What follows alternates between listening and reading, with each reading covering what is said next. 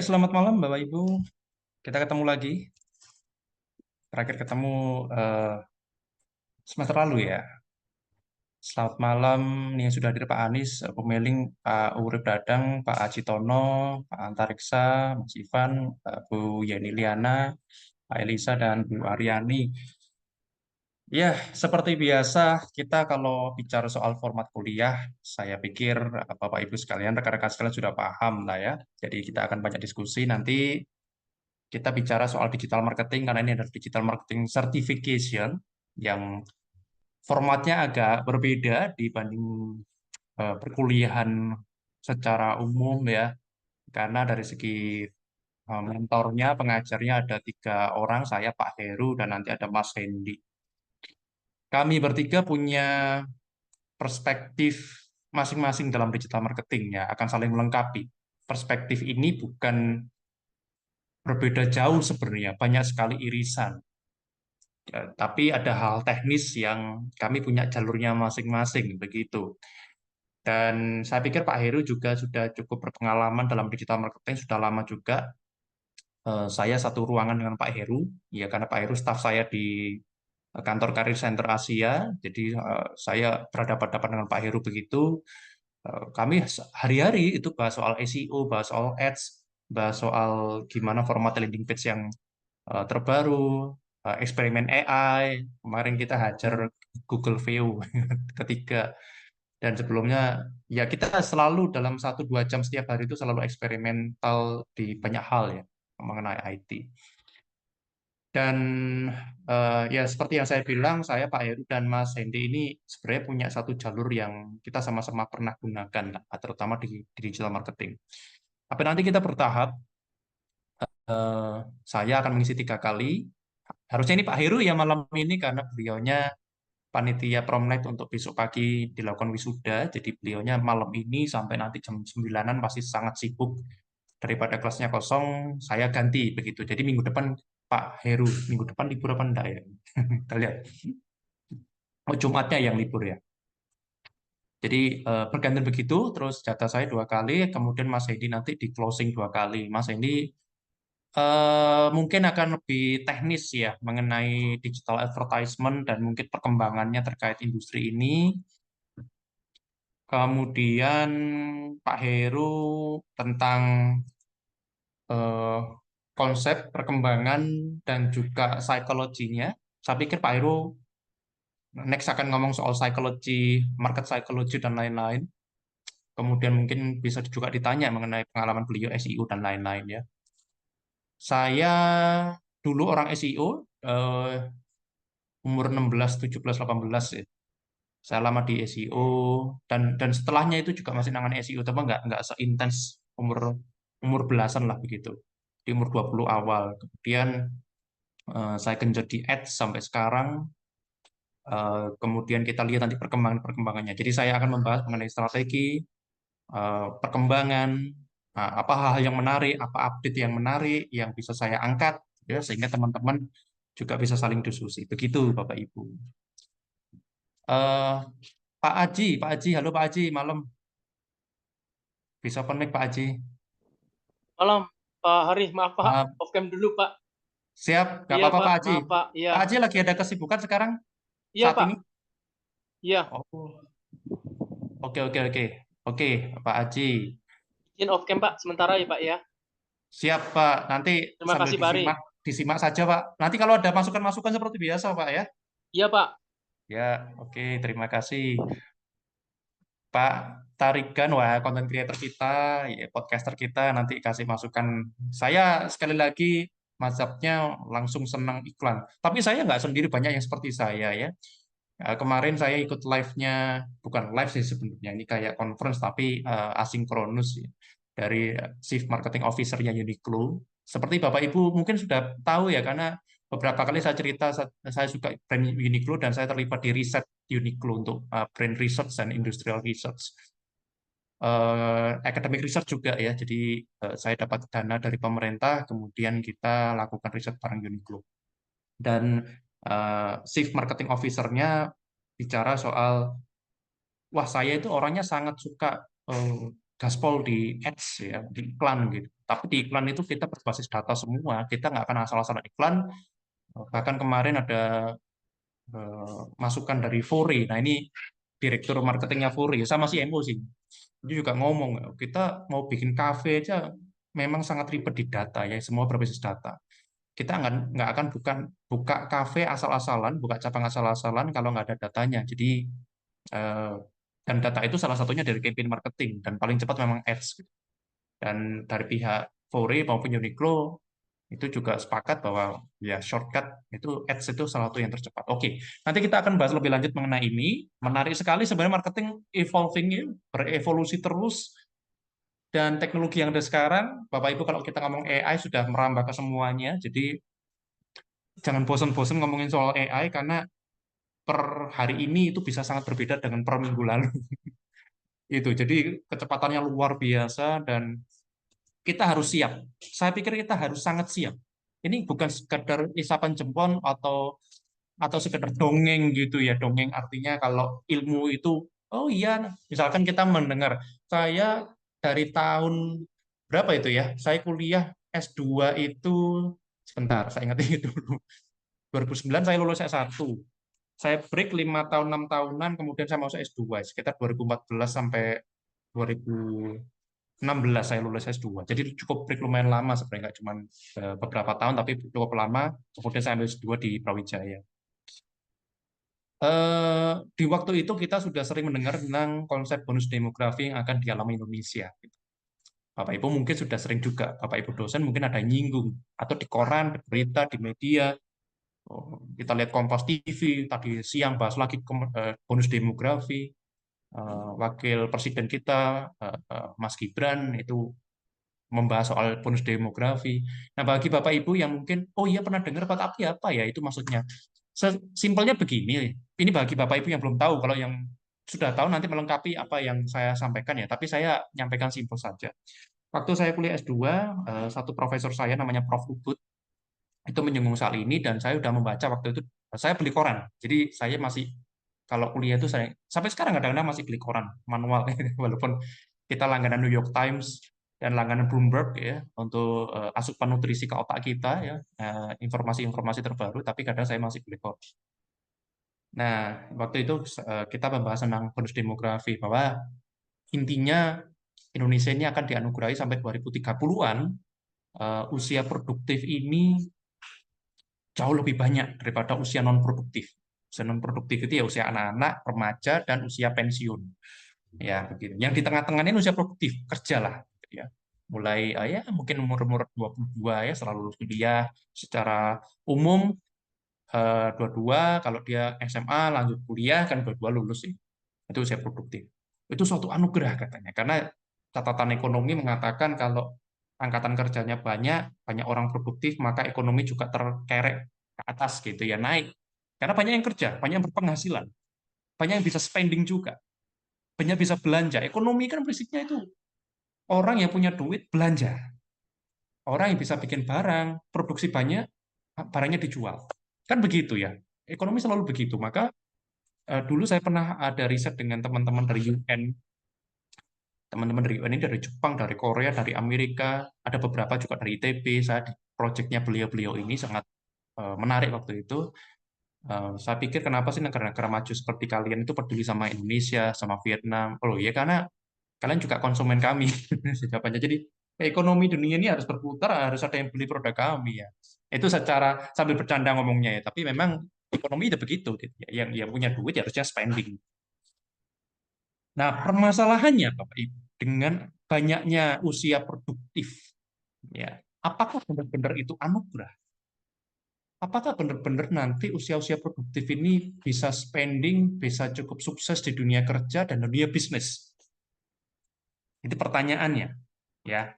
Di dunia karir atau dunia bisnis atau di dunia dua-duanya gitu ya.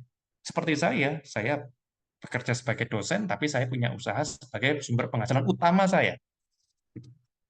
Atau saya mulai khawatir nih. Khawatirnya sebenarnya udah lama, cuman kemarin semakin khawatir ketika beberapa hari yang lalu kita mendengar berita ada job fair yang ricuh itu 25.000 job applicants, pelamar kerjanya. lokasinya di Presiden University, kalau nggak salah itu acaranya Pemkab, acaranya dari pemerintah begitu yang mengadakan. Kalau nggak salah, nanti Anda cek di berita ya, barangkali saya salah ya. Nah, bonus demografi dengan banyaknya anak muda yang siap kerja itu apakah jadi berkah atau beban nantinya? Ketika banyak orang tidak punya kesempatan kerja. Ini pertanyaan buat kita. Apalagi katalis negatif ya, katalis positif ini negatifnya. Semakin banyak PHK karena teknologi yang berkembang terus, salah satunya AI. Ini bukan sekedar digaungkan. Begini, kalau kita ngomong AI, wah, AI kan cuma bisa buat konten. Sebenarnya di industri itu sudah jauh lebih dari itu, gitu. Penggunaannya dan efisiensinya, memotong workflow. Nah, ini efisiensi ini karena ada teknologi baru dan banyak orang, banyak pengusaha juga, wah akhirnya ada yang bisa begini. Saya kasih contoh simpel.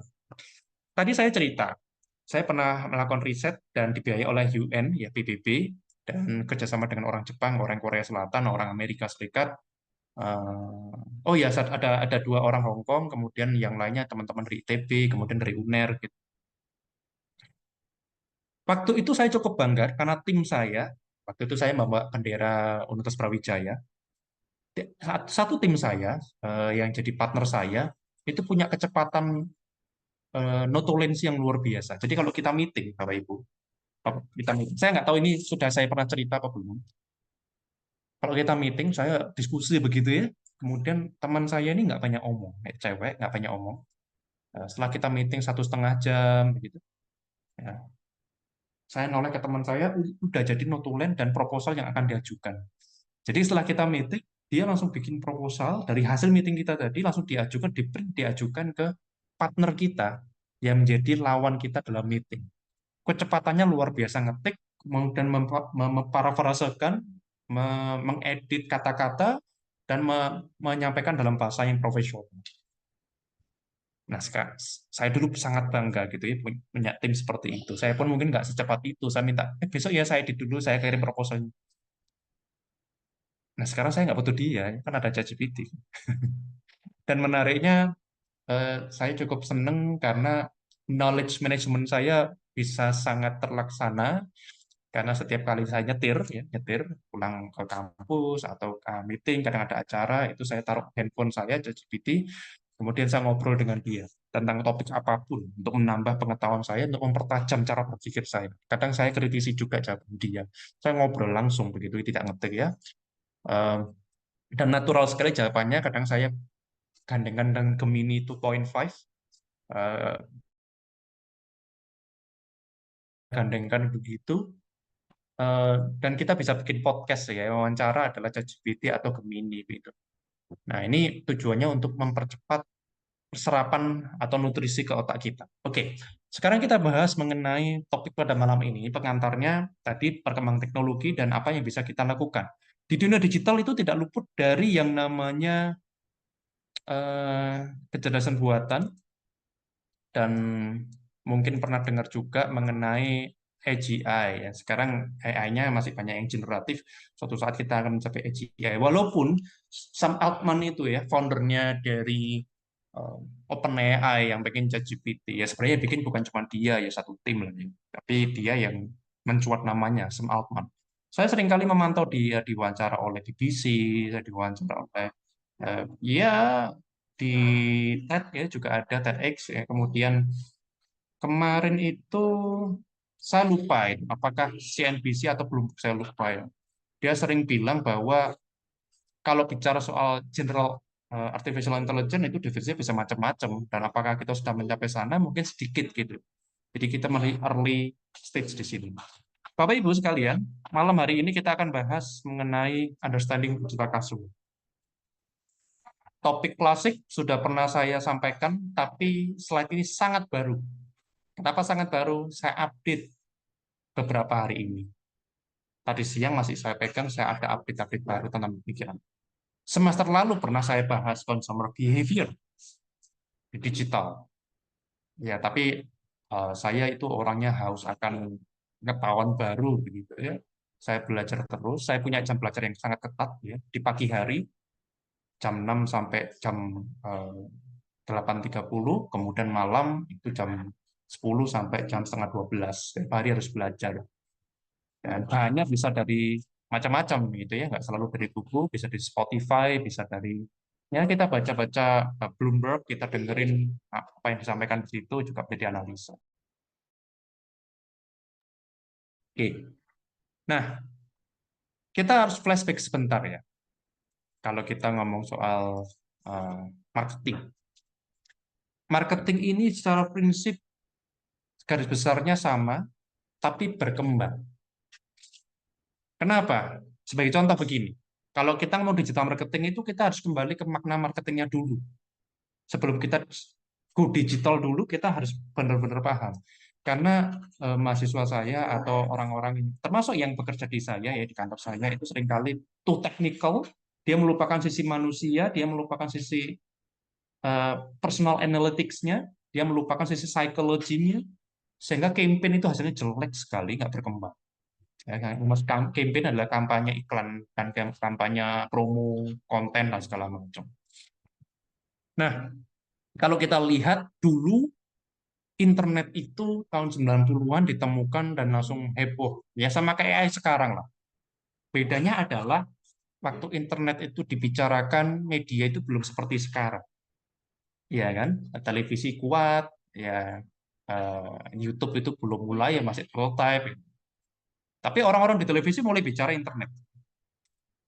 Ini saya merasa itu, ya saya merasa waktu sangat-sangat sangat muda, masih remaja, tapi kita merasa itu. Ya. Nah, kemudian orang konsumsi, saya ingat betul website pertama yang saya masuk, yang saya input adalah Disney.com waktu itu. Ya, Disney.com. Saya ingat betul. Pertama saya pakai internet Disney.com. Saya tertarik dengan konsep eh, Disneyland dengan toko-toko yang ada di situ itu ya, sehingga saya visit itu. Dan saya ingat betul websitenya masih sangat sederhana, masih putih, terus ada gambar Mickey Mouse, terus ada merchandise-nya gitu. Tapi nggak dijual. Merchandise-nya itu cuma saya ingat fotonya cuma ditaruh gitu, belum belum orang mungkin belum kepikiran jualan di internet. Kemudian kita beralih, orang mulai konsumsi konten digital itu di mobile. Ya kita sudah tahu semuanya karena kita juga pengguna. Kita juga konsumen dan kita produsen konten digital mobile. Nah, ketika mobile ini orang menjadi perhatian, wah gila, internet dalam genggaman kan begitu ya, zamannya BlackBerry. Saya ingat betul, saya pengguna aktif Friendster dulu. Nah, itu ya, Bapak Ibu yang pakai Friendster. Saya pengguna Friendster, saya pernah pakai Snapchat, saya pernah pakai MySpace. Nah, ketika saya menggunakan Friendster, yang waktu itu di pikiran kami, anak-anak remaja yang menggunakan Friendster, bukan remaja sebenarnya, peralihan ke itu sudah SMA. SMA ke kuliah itu bukan bukan remaja lagi ya, SMA ke kuliah. Waktu itu yang dipikiran kami adalah connect ke teman sebanyak mungkin. Jadi kata kuncinya connection ya. Our circle, ada circle one, circle two ya, ada tier-tiernya gitu ya. Teman kita yang setiap hari nongkrong nih 5 orang, saling komen-komenan, kasih testimoni kan gitu ya. Bapak Ibu kalau pakai Friendster dulu.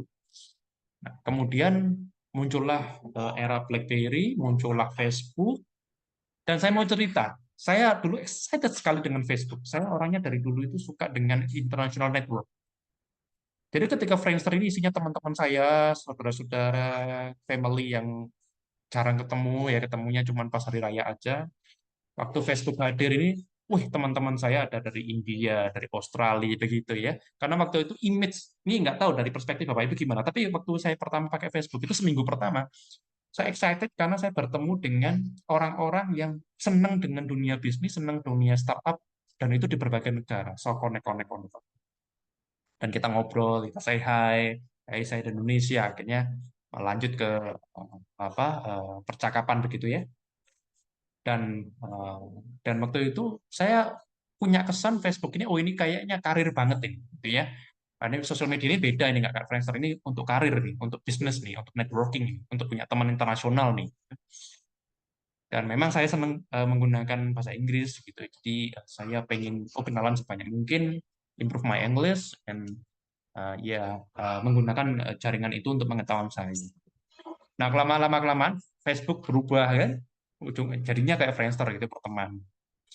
Kemudian muncullah ya YouTube udah ada, kemudian saya aktif mengkonsumsi konten di YouTube. konten YouTube pertama di dunia itu konten di kebun binatang. Kalau Bapak Ibu tahu ya, ada kebun binatang, ada hewan di situ di review. Dan sederhana sekali, videonya cuma berapa detik. Kemudian masuklah era BlackBerry, ya, BlackBerry, kemudian Android, ada iOS ya, bangkit sampai sekarang ya. Nah ini ada perubahan berarti konsumen kan, dan perubahan ini dinamik. Mohon maaf ya, memang saya ceritakan kembali sesuatu yang Anda sudah tahu, supaya kita flashback, kita mengingat betul bahwa kita harus back to basic. Ibaratnya kalau kita belajar, kadang-kadang kita, oh, misalkan Anda punya band sapu hitam karate gitu ya, tapi kadang-kadang perlu belajar untuk pukulan yang paling basic lagi. Seperti itulah kira-kira. Jadi yang perlu diingat adalah bahwa konsumen itu dinamis, dan 8 hari yang lalu Google itu live dari Google Plex ya, Google Marketing Live GML, dan Google Keynote 2025 saya nonton waktu live-nya. Sekarang Anda bisa temukan rekamannya.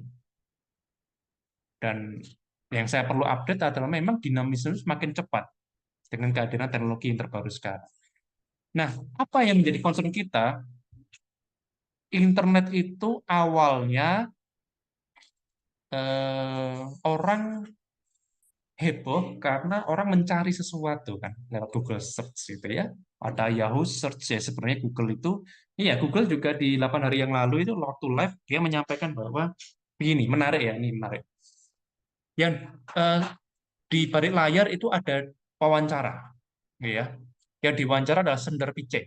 Ya, Sundar Pichai ini bagi Bapak Ibu yang belum tahu, dia adalah CEO dari Google yang ditunjuk oleh foundernya Google, yaitu adalah Larry Page dan Sergey Brin. Nah, Larry Page ini founder, Sergey Brin ini co-founder.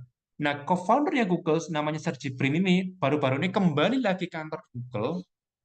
Dia ingin mengerjakan proyek AI, fokus di AI. Nah, kita bilang sekarang CEO-nya Google, si Sundar Pichai, orang India, dan memang karir ya, dia perjalanan karir, dia dari muda sudah di Google. Kalau nggak salah, barusan ulang tahun ke-25. Ulang tahun ke-25 itu untuk karirnya gitu ya. Selama 25 tahun nih. Nanti Anda bisa cek. Interviewer mendesak Sundar Pichai, gimana nih? Kamu ketinggalan zaman nih. Oh, sorry, bukan ketinggalan zaman. Kamu ketinggalan nih oleh OpenAI. ChatGPT heboh, kamu kayaknya agak telat nih, walaupun kamu punya Gemini, gitu. Kamu punya program-program yang lain, proyek-proyek yang lain. Gimana nih? Gitu. Jadi banyak netizen yang memang menyoroti CEO dari Google ini, kamu keselip ya sama OpenAI gitu ya. Nah, sebenarnya AI ini kan bukan hal yang baru, sebenarnya udah lama gitu. Cuman 2021 ketika OpenAI meluncurkan ChatGPT jadi heboh. Nah, tapi ya apa yang disampaikan Google waktu itu, kita melihatnya makro trend, kita bukan micro trend ya. Jadi kalau kalau dibilang apakah kita terlambat, saya pikir enggak, karena kita mengerjakan sesuatu yang lebih besar. Ya. Nah, dia umpamakan begini, eh, kita juga bukan search engine yang pertama, Yahoo kan pertama, ya. Yang awal-awal ya, mungkin sebelum Yahoo ada prototipe yang, kita bukan search engine yang pertama, tapi akhirnya kita menguasai dunia internet untuk search ya, layanan search ini. Nah, selanjutnya dari search ini orang kan terbiasa untuk mencari tahu nih, ya, mencari tahu. Kemudian masuklah oleh sosial media di mana orang suka berkoneksi. Oke, dan ini yang koneksi tadi yang saya bilang ya, orang berkoneksi dengan teman, koleganya, partner kerjanya, gitu ya, dengan partner bisnisnya, dengan saudara-saudaranya, begitu ya. Jadi dari interaksi ini, dari koneksi ini, akhirnya membuahkan era sosial media. Tapi Mark Zuckerberg ternyata nggak tinggal diam. Dan sebenarnya dia sudah banyak ditampar oleh ByteDance, perusahaan induknya TikTok, yang punya TikTok itu. Jadi CEO TikTok itu juga sering saya pantau. Oh, ini ngomong apa nih next ya si CEO ini ya. Nah, eh, TikTok itu sering disampaikan oleh CEO-nya ya, bahwa kami sosial medianya berbeda loh. Jadi tidak sama dengan sosial media yang dibikin atau digaung-gaungkan oleh Meta, grup Meta ya, ada Facebook dan juga Instagram dan juga WA kalau messengernya. Nah, si Mr. Chu ini dia bilang bahwa tujuan kami begini. Kalau dulu orang search mencari tahu sesuatu, itu era internet awal-awal. Kemudian orang berkoneksi dengan rekan-rekannya, kemudian reuni di internet, kemudian berkoneksi dengan teman-teman SD-nya, gitu, tetangganya, atau saudaranya yang sudah lama nggak ketemu. Itu sosial media awal. Nah, kami itu tujuannya bikin TikTok ini berbeda. Kami adalah perusahaan media yang menyuguhkan konten, memaparkan konten yang orang suka, bukan yang orang tahu. Tahu orang tahu itu maksudnya begini. Kalau sosial media zaman dulu kan, misalkan kita connect dengan teman kita SMA, kemudian teman kita SMA itu ada update kehidupannya dia punya baby, baru lahir, kita tahu gitu. Jadi konten-konten yang kita konsumsi adalah konten-konten dari orang-orang yang kita kenal. Tapi di waktu itu di samping TikTok, si Mr. Chu ini CEO-nya menyampaikan, ini orang, orang ini ya, orang negara Singapura ya, menyampaikan bahwa kami bukan mengkoneksikan orang sebenarnya, tapi kita menyajikan konten yang disukai. Ya.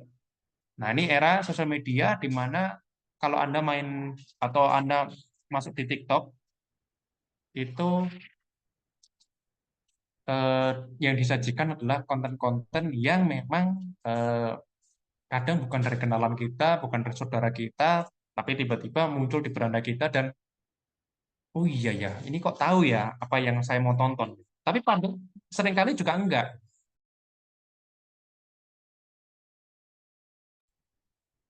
Nah, gitu ya. Jadi perkembangannya begitu. Nah, lanjut. Nah, sekarang apakah mereka punya kepentingan? Ya jelas namanya bisnis. Ya, bisnis itu kepentingannya ya cari income ya, cari profit ya. Nah, teman-teman, Bapak Ibu sekalian, rekan-rekan, kita itu kalau lihat dari Meta bikin live gitu ya, live itu maksudnya dari manajemen mereka yang bikin launching produk baru, misalkan mereka punya algoritma baru, sebenarnya algoritma ini kita tebak-tebak aja Bapak Ibu ya. Jadi kalau kita memarketing, digital marketing, kita harus paham, paling nggak bisa menebak, mengidentifikasi algoritmanya bisa arahnya kemana. Tapi sebenarnya tidak seorang pun tahu di luar dari engineer mereka. Jadi para digital marketer yang di luar sana menyatakan algoritma terbaru TikTok 2025. Saya agak sanksi apakah itu benar 100% akurat gitu. Jadi kita tuh hanya bisa berasumsi karena sebenarnya tidak pernah secara gamblang dikasihkan ke kita baik dari Google, TikTok, LinkedIn, X ya, Facebook, Instagram itu tidak pernah secara gamblang kami menyukai konten seperti ini maka lakukan ini. Ada sih panduannya, ada sih bocor-bocorannya, cuman tidak tidak pernah secara rinci begitu loh. Ya, sehingga kita bisa berasumsi aja. Nah, pada prinsipnya ketika mereka mengadakan event, ketika mereka ada speech itu mereka menyatakan bahwa kami itu kerja keras buat Anda, gitu ya. Kami selalu bekerja keras buat Anda. Nah, sebenarnya kata-kata kerja keras itu sebenarnya untuk membuat kita semakin nyaman dan semakin impulsif. Impulsif itu kan tindakan ya, kalau di marketing itu ada impulsif buying. Ya, impulsif buying itu tindakan untuk kita secara tidak direncana melakukan transaksi salah satunya kalau dalam konteks transaksi konsumerisme ya. Jadi mereka itu kerja keras untuk membuat kita nyaman. Contoh begini ya, kalau kita lihat YouTube, YouTube sudah ada YouTube Shopping. Kalau dulu kita lihat sesuatu, lihat cari tutorial, lihat konten, itu kita kita melihat YouTube itu sebagai sumber informasi. Ya. Nah sekarang kalau bisa belanja sekalian di YouTube, nggak usah kemana-mana, satu ekosistem. TikTok konten-kontennya entertaining dan disesuaikan dengan konsep entertaining yang ada di kepala Anda. Gitu. Jadi konsep ini yang membuat, ayo dong kamu harus lebih lama keep on our screen gitu ya, stay focus in our screen. Gitu. Nah itu tujuannya begitu memang. Gitu. Kemudian Google Lens ini, orang mencari tahu ini kalau update-nya dari Google, Anda lihat Think with Google. Orang search itu macam-macam sekarang ya, nggak cuma ketik, ada voice comment, ada Google Lens. Misalkan saya lihat sesuatu ada jaket, ini ya jaket bulu-bulu begini, bulu domba. Kemudian saya tahu itu di suatu toko, saya pengen tahu siapa yang jual di tempat lain secara online. Saya foto, kemudian saya upload, kemudian ada rekomendasi, oh yang model-model kayak gini ada juga di toko ini, ada juga di Shopee, ada di Tokopedia. Anda bisa temukan langsung juga di Surabaya, misalkan begitu ya, di toko ini. Nah ini jadi multimodal, ya. Cara komunikasinya platform ini, ya kalau Anda nggak suka ngetik, misalkan begini ya, ini ya yang saya tadi bicarakan sebelah kiri itu. Saya sering ngobrol dengan ChatGPT untuk update knowledge saya setiap hari, improving something di apa ya di topik yang saya ingin bahas. Saya sering diskusi dengan dia dan saya sering kritisi dia untuk menampilkan update-update yang lebih eh, bagus lagi. Dan saya minta dia untuk membuktikan dengan data. Nah, ini kan membentuk em, pemikiran kita gitu ya. Jadi ini yang saya lakukan membuat saya nyaman karena nggak mungkin nyetir sambil ngetik kan gitu. Kemudian Google di search-nya mereka lagi menggaung, bukan bukan sekarang aja sih, dari dulu menggaungkan namanya search experience, pengalaman untuk mencari tahu. Mereka menambahkan AI sekarang kan ada rekomendasi AI-nya. Jadi kalau ditanya, oh manajemen Google-nya ditanya, product manager-nya ditanya, kamu ngapain nambahin AI ke Google Search-mu, kemudian sekarang ada display macam-macam, ada shopping juga di situ. Kemudian kenapa kan orang bisa ya cari tahu mengenai sesuatu yang dia tanya, misalkan di mana sih beli jaket warna kuning misalkan gitu ya. Nah, orang bisa tahu atau bagaimana sih cara memasang wallpaper di rumah, di tembok rumah gitu ya. Orang kan bisa cari tahu di website. Kalau dulu kan Anda mau rekomendasikan website terus gitu kan. Kenapa sekarang ada AI-nya, ada Gemini yang jawab. Mereka bilang, nah, kita ingin membuat orang semakin nyaman, semakin suka mencari tahu, dan kalau bisa kita bantu dengan AI, maka jawabannya semakin komprehensif dan holistik, semakin lengkap gitu. Kalau perlu mereka nggak usah ngeklik website, dari kami sudah cukup menjawab begitu. Nah, rekan-rekan, ini tindakan-tindakan ini untuk membuat kita stay on the screen, ini ada maksudnya, tapi saya duga Anda sudah tahu maksudnya. Tinggal sekarang apakah Anda murni sebagai pengguna saja, ataukah Anda ambil kesempatan di sini? Karena prinsip bisnis dari dulu tidak pernah berubah jauh. Yang berubah adalah tekniknya, strateginya bisa berubah. Ya, mereka punya kepentingan menjaga kita tetap di layar supaya mereka bisa mengumpulkan data sebanyak mungkin tentang apa yang kita konsumsi, apa yang kita suka, apa konten-konten yang kita mau untuk berinteraksi, apa yang kita referensikan, apa yang kita cari, apa yang kita tanyakan. Nah, ketika ini terjadi terus, itu jadi big data, bukan lagi big data, massive data, super massive data. Itu pertama, ya data itu mahal sekali. Yang kedua, prinsip bisnis tetap sama. Ketika ada banyak orang di dunia ini yang menatap layar yang sama, walaupun kontennya bisa berbeda, atau menatap platform yang sama, dengan jauh lebih mudah orang-orang ini akan kita bisa jangkau. Oke, jadi reachable, ya, mudah dijangkau. Bayangkan kalau Bapak Ibu sekarang tidak lihat handphone selama 1 bulan. Perusahaan-perusahaan di dunia, termasuk usaha saya, itu kebingungan bagaimana saya nawarin produk. Enggak. Bingung kita. Waduh, masa masang spanduk lagi, masa bagi brosur lagi.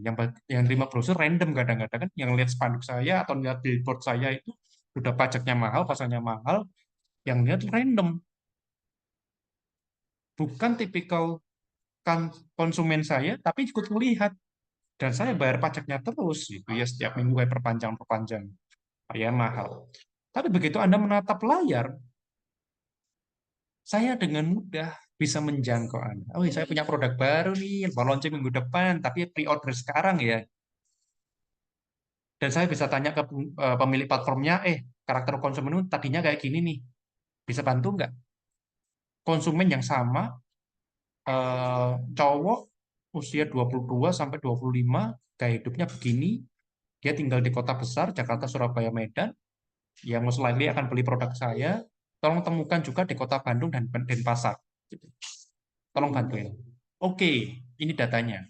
Nah, sekarang 2025 lebih ngeri lagi. Ya, saya ngomong ke platformnya begini.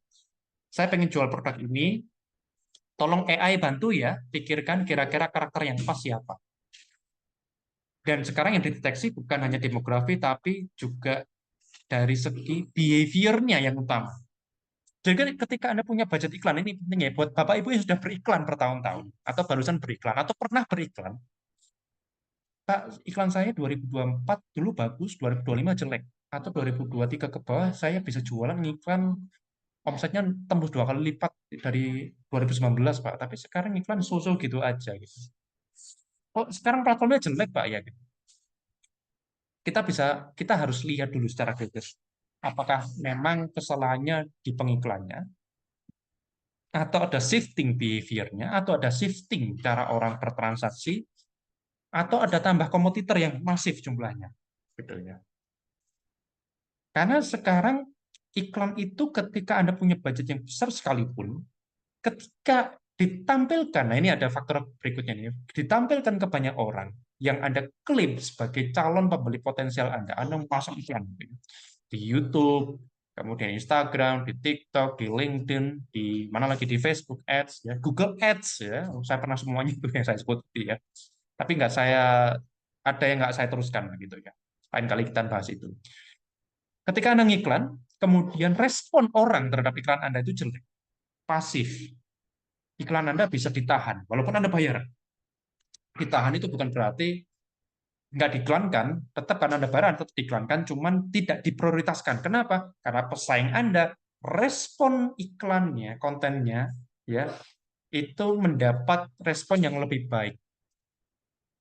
Jadi iklan yang model ini belum tentu iklannya lebih bagus. Tapi iklan pesaingmu yang sebelah sini, walaupun budgetnya mungkin lebih kecil dari kamu, tapi kok interaksinya banyak, ya. Orang bukan gini ya, interaksi itu bukan cuma like, comment, save, share, tapi bagaimana ketika orang melihat kontennya lebih lama. Itu kan terekam juga dari big data. Machine learning nanti merecord itu dan melakukan sortir begitu ya. Di Meta itu juga ada update itu tentang algoritmanya terbaru ya. Tapi untuk machine learningnya, algoritmanya tebak-tebakan sih, kita asumsi, kita punya hipotesa. Nah, jadi begitu. Jadi caranya iklan sekarang itu kalau ini nggak perform, nggak direaksi, orang nggak mau nonton, di skip terus scrolling, scrolling, scrolling, scrolling, maka Anda bukan prioritas lagi. Dan ini yang melakukan machine learning, bukan seleksi manusia. Itu big data ini. Begitu, Bapak Ibu ya. Nanti kita akan diskusi, kita akan ada ya seperti biasa break.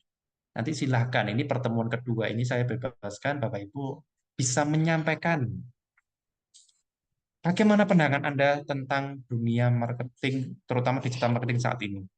Entah Anda sebagai konsumen, entah Anda sebagai advertiser, entah pengiklannya, entah Anda sebagai marketer, entah Anda sebagai pengusaha, entah Anda sebagai profesional, entah Anda sebagai content creator. Saya pikir Bapak Ibu juga pelaku. Bapak Ibu, kalau dulu saya SMA diajari produsen adalah orang yang memproduksi barang dan jasa.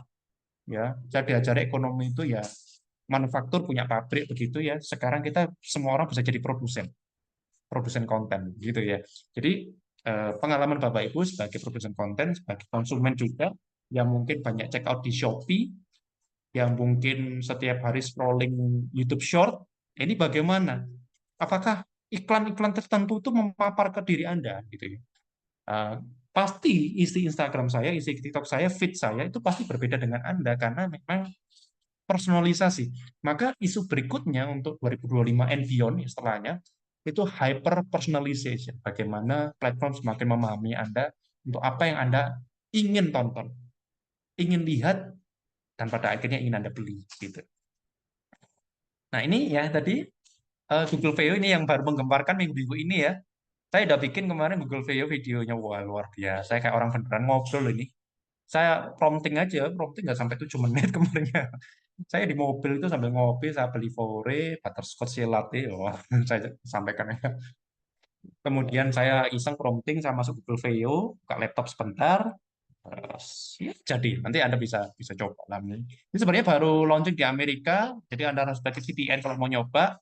Eh, Setahu saya kalau yang berbayar itu per bulannya sekitar 4 juta rupiah ya. Tapi Anda bisa bisa bisa coba dulu gitu ya. Jadi ini yang menggegerkan dalam beberapa minggu eh, terakhir ini, bahkan 8 hari lalu ketika Google itu memberi conference live, itu dia membanggakan ini super real, dan ketika saya bikin gila loh. Ya, ini kantor saya kan Rekosta ya. Ini nama brand, sorry, nama brand saya.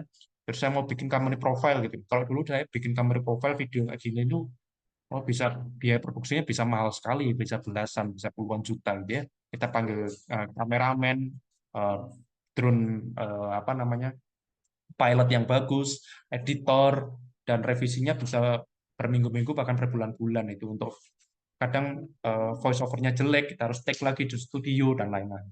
Tapi sekarang gila loh, bikin video kayak gini hanya prompting gitu.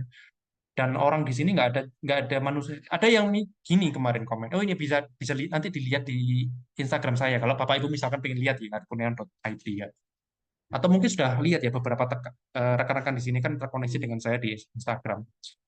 Jadi ada yang komen, oh, ada yang DM saya begini, ini foto orang dari timmu, kemudian kamu masukkan, kemudian jadi figur ini. Ya, enggak, benar-benar cuma saya minta manusia dengan karakter wajah seperti ini, muka-muka Indonesia, dia bercanda, dia ngomong santai, tapi tetap ada isinya. Obrolannya kira-kira seperti ini, udah begitu. Dan dia berada di kantor gitu ya, dengan suasana kerja. Kemudian langsung create dia, create-nya cuma 3 menit ya, gila. Dan hampir susah dibedakan lah, ini manusia. Mungkin suatu saat nanti ya, 10 tahun lagi ya, kalau saya kenalan sama orang baru gitu ya, kenalin ini partner bisnis saya gitu ya, yuk kita meeting. Kalau saya kenalan saya harus tanya, maaf, Anda manusia atau AI? Mungkin ya, karena perkembangannya segila itu ya, humanoid juga ya. Robot-robot itu sekarang sudah banyak membantu di manufaktur. Google View 3 ya, Anda bisa cari contoh. Nah, ini perilakunya streaming, scrolling, searching, shopping. Ini yang bolak-balik diomongin sama Google di berbagai kesempatan. Anda bisa cek Google Marketing Live GML ya, yang streaming 8 hari lalu. Saya nonton streamingnya. Jadi Anda bisa cek, kalau Anda pengen apa ya, ngikutin marketing, ingin relevan terus di dunia marketing, Anda pantau itu 4 kata M ya, streaming, scrolling, searching, and shopping. Dan Google itu kerja keras pagi siang malam mikirin ini terus gimana caranya supaya semakin lama semakin akurat, semakin orang nyaman. Nah, kemarin saya ngobrol sama ChatGPT. Saya ngobrol gini ya. Saya nyetir ya. Saya bilang, itu saya dengerin eh, Mr. Chu dari TikTok, saya dengerin eh, Sundar Pichai dari Google, saya dengerin Zuckerberg, saya dengerin Larry Page, termasuk saya dengerin Jensen Huang, Nvidia, CEO Nvidia. Itu ngomong soal IT. Tapi kalau yang berbasis platform itu selalu bicara kita kerja keras untuk membuat, tadi ya saya bilang, membuat Anda nyaman, berselancar, search experience, scrolling experience, kalau itu sosial media. Pertanyaannya, Anda sadar nggak bahwa, oh ya kita enak ya di era sekarang, kita gunakan ini secara free, cari info free, ya, pakai Google free, pakai sosial media free. Pertanyaan saya biasanya ajukan ke mahasiswa, kenapa Anda pakai itu free? Apakah Anda konsumen yang baik? Apakah Anda konsumen mereka? Iya, Pak, kan kita pakai setiap hari. Kalau Anda pakai sesuatu free, Anda perlu pertanyakan secara kritis. Jangan-jangan Anda produknya. Karena konsumennya Google, konsumennya Meta, itu saya, orang-orang seperti saya, itu Bapak Ibu di sini dari konsumen Google. Orang-orang yang setiap bulan bayar ke mereka untuk iklan. Bayar space ke mereka, banyak media placement. Saya tahu ada beberapa website yang bagus, saya ingin menampilkan iklan saya jualan di situ. Bayarnya ke Google. Plus pajak 12% PPN. Ya setiap bulan saya bayar. Sudah 12 tahun saya melakukan itu dan iklan nggak pernah putus sama sekali. Apakah selalu berhasil? Enggak. Kadang-kadang yang biaya iklan lebih besar daripada profit. Ya sudahlah, gitu ya. Namanya juga belajar, learning pace ya. Gitu. Nah, itu namanya learning pace. Jadi em, saya yang membayar mereka karena kehebatan mereka menjangkau konsumen saya gitu. Tapi tidak selalu akurat. Tetap ada faktor untuk cek.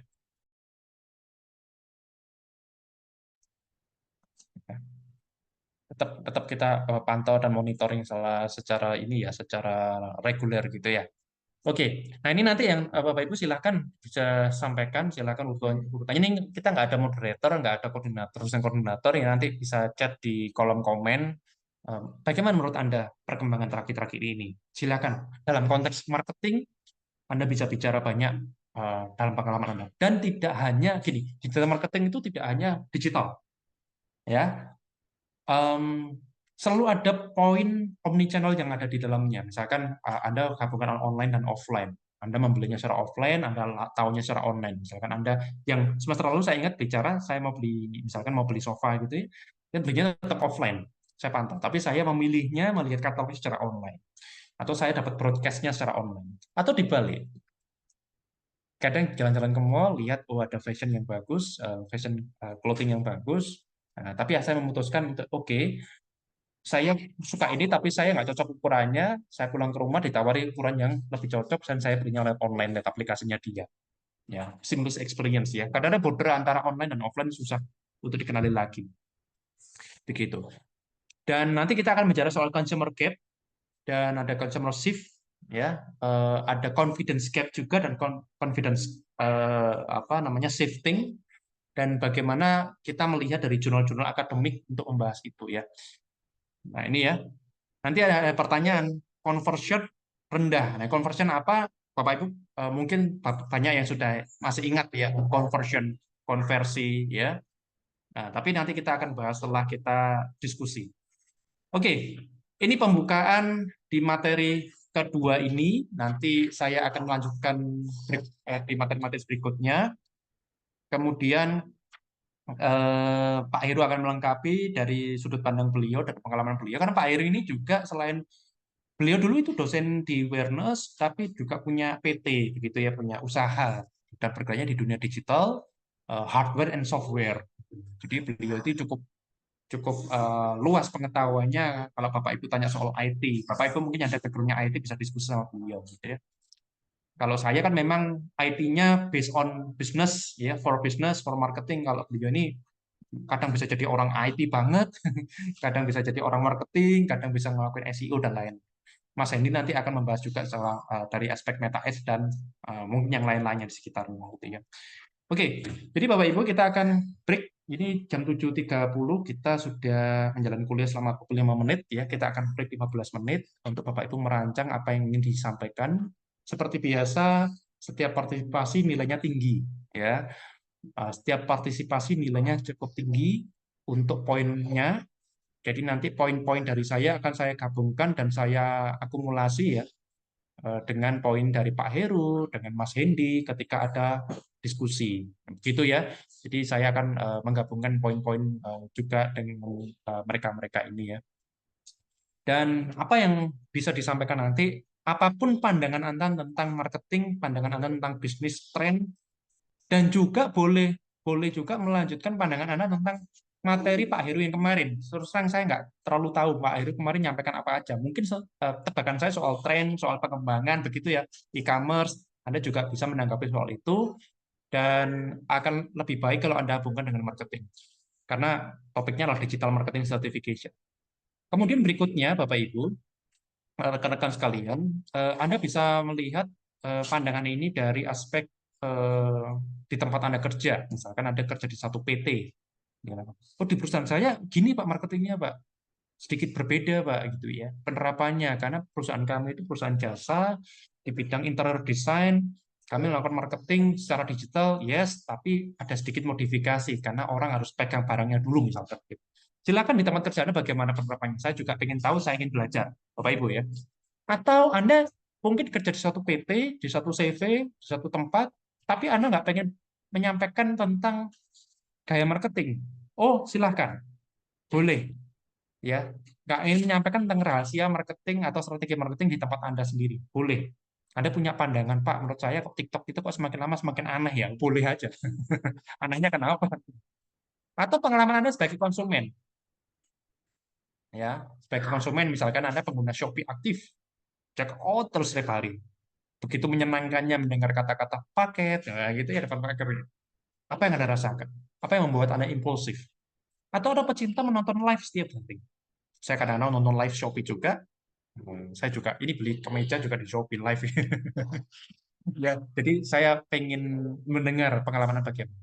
Atau kalau Anda suka bersosial media di Instagram, apa konten-konten yang sering muncul? Kenapa itu bisa muncul? Apakah memang benar Anda suka konten-konten itu? Terus terang Bapak Ibu, saya itu tipikal orang yang cukup rewel kadang-kadang di Instagram. Saya itu sering mereport ke Instagram, tolong jangan munculkan konten ini terus karena saya tidak suka, tidak relevan, atau mungkin dulu saya suka, sekarang terlalu banyak konten seperti ini yang muncul di beranda saya. Buat saya nggak terlalu penting. Saya pengen konten-konten yang lebih bermanfaat. Saya kadang-kadang report gitu Instagram, ya kasih masukan. I'm not interested anymore. Gitu kan ada pilihannya. I'm not interested. Dulu mungkin interested, tertarik, tapi sekarang kayaknya udah nggak relevan dan saya udah nggak butuh informasi model ini atau tayangan-tayangan yang ya begitulah gitu. Kalau saya ceritakan ya terlalu apa ya nggak penting untuk dikonsumsi ya sehingga kadang kemarin malam saya melakukan riset lagi. Saya riset preferensi saya pengen preferensi yang baru. Itu saya punya pengalaman begitu. Kalau di YouTube juga Anda boleh ceritakan, apakah Anda sangat engage dengan YouTube untuk entertain, untuk nonton drama, untuk cari tahu sesuatu, misalkan tutorial cara memasak, Anda lihat di YouTube, dan mungkin Anda punya kesukaan di YouTube Short, ya. Atau Anda creator content seperti Antareksa, silakan cerita. Intinya apapun yang menjadi pandangan Anda mengenai dunia sosial media, marketing, search engine, dan apapun yang berhubungan dengan dunia bisnis. Demikian ya, silakan kalau ada yang mau ditanyakan atau disuarakan dulu sebelum kita break.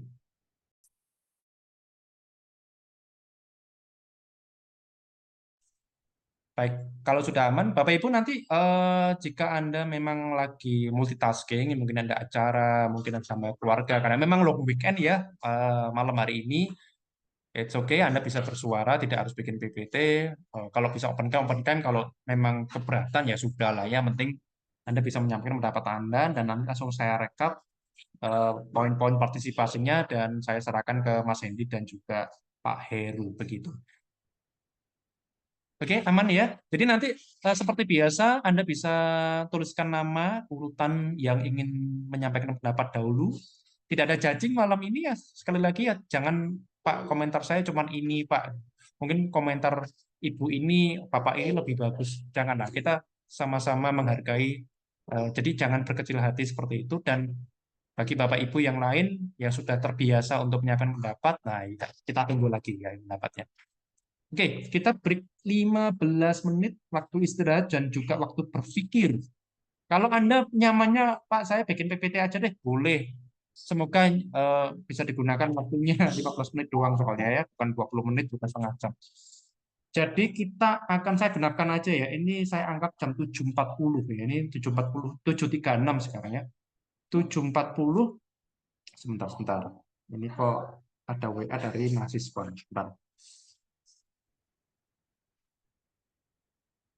Bentar ya. Ya, saya saya ulangi ya, saya genapkan aja.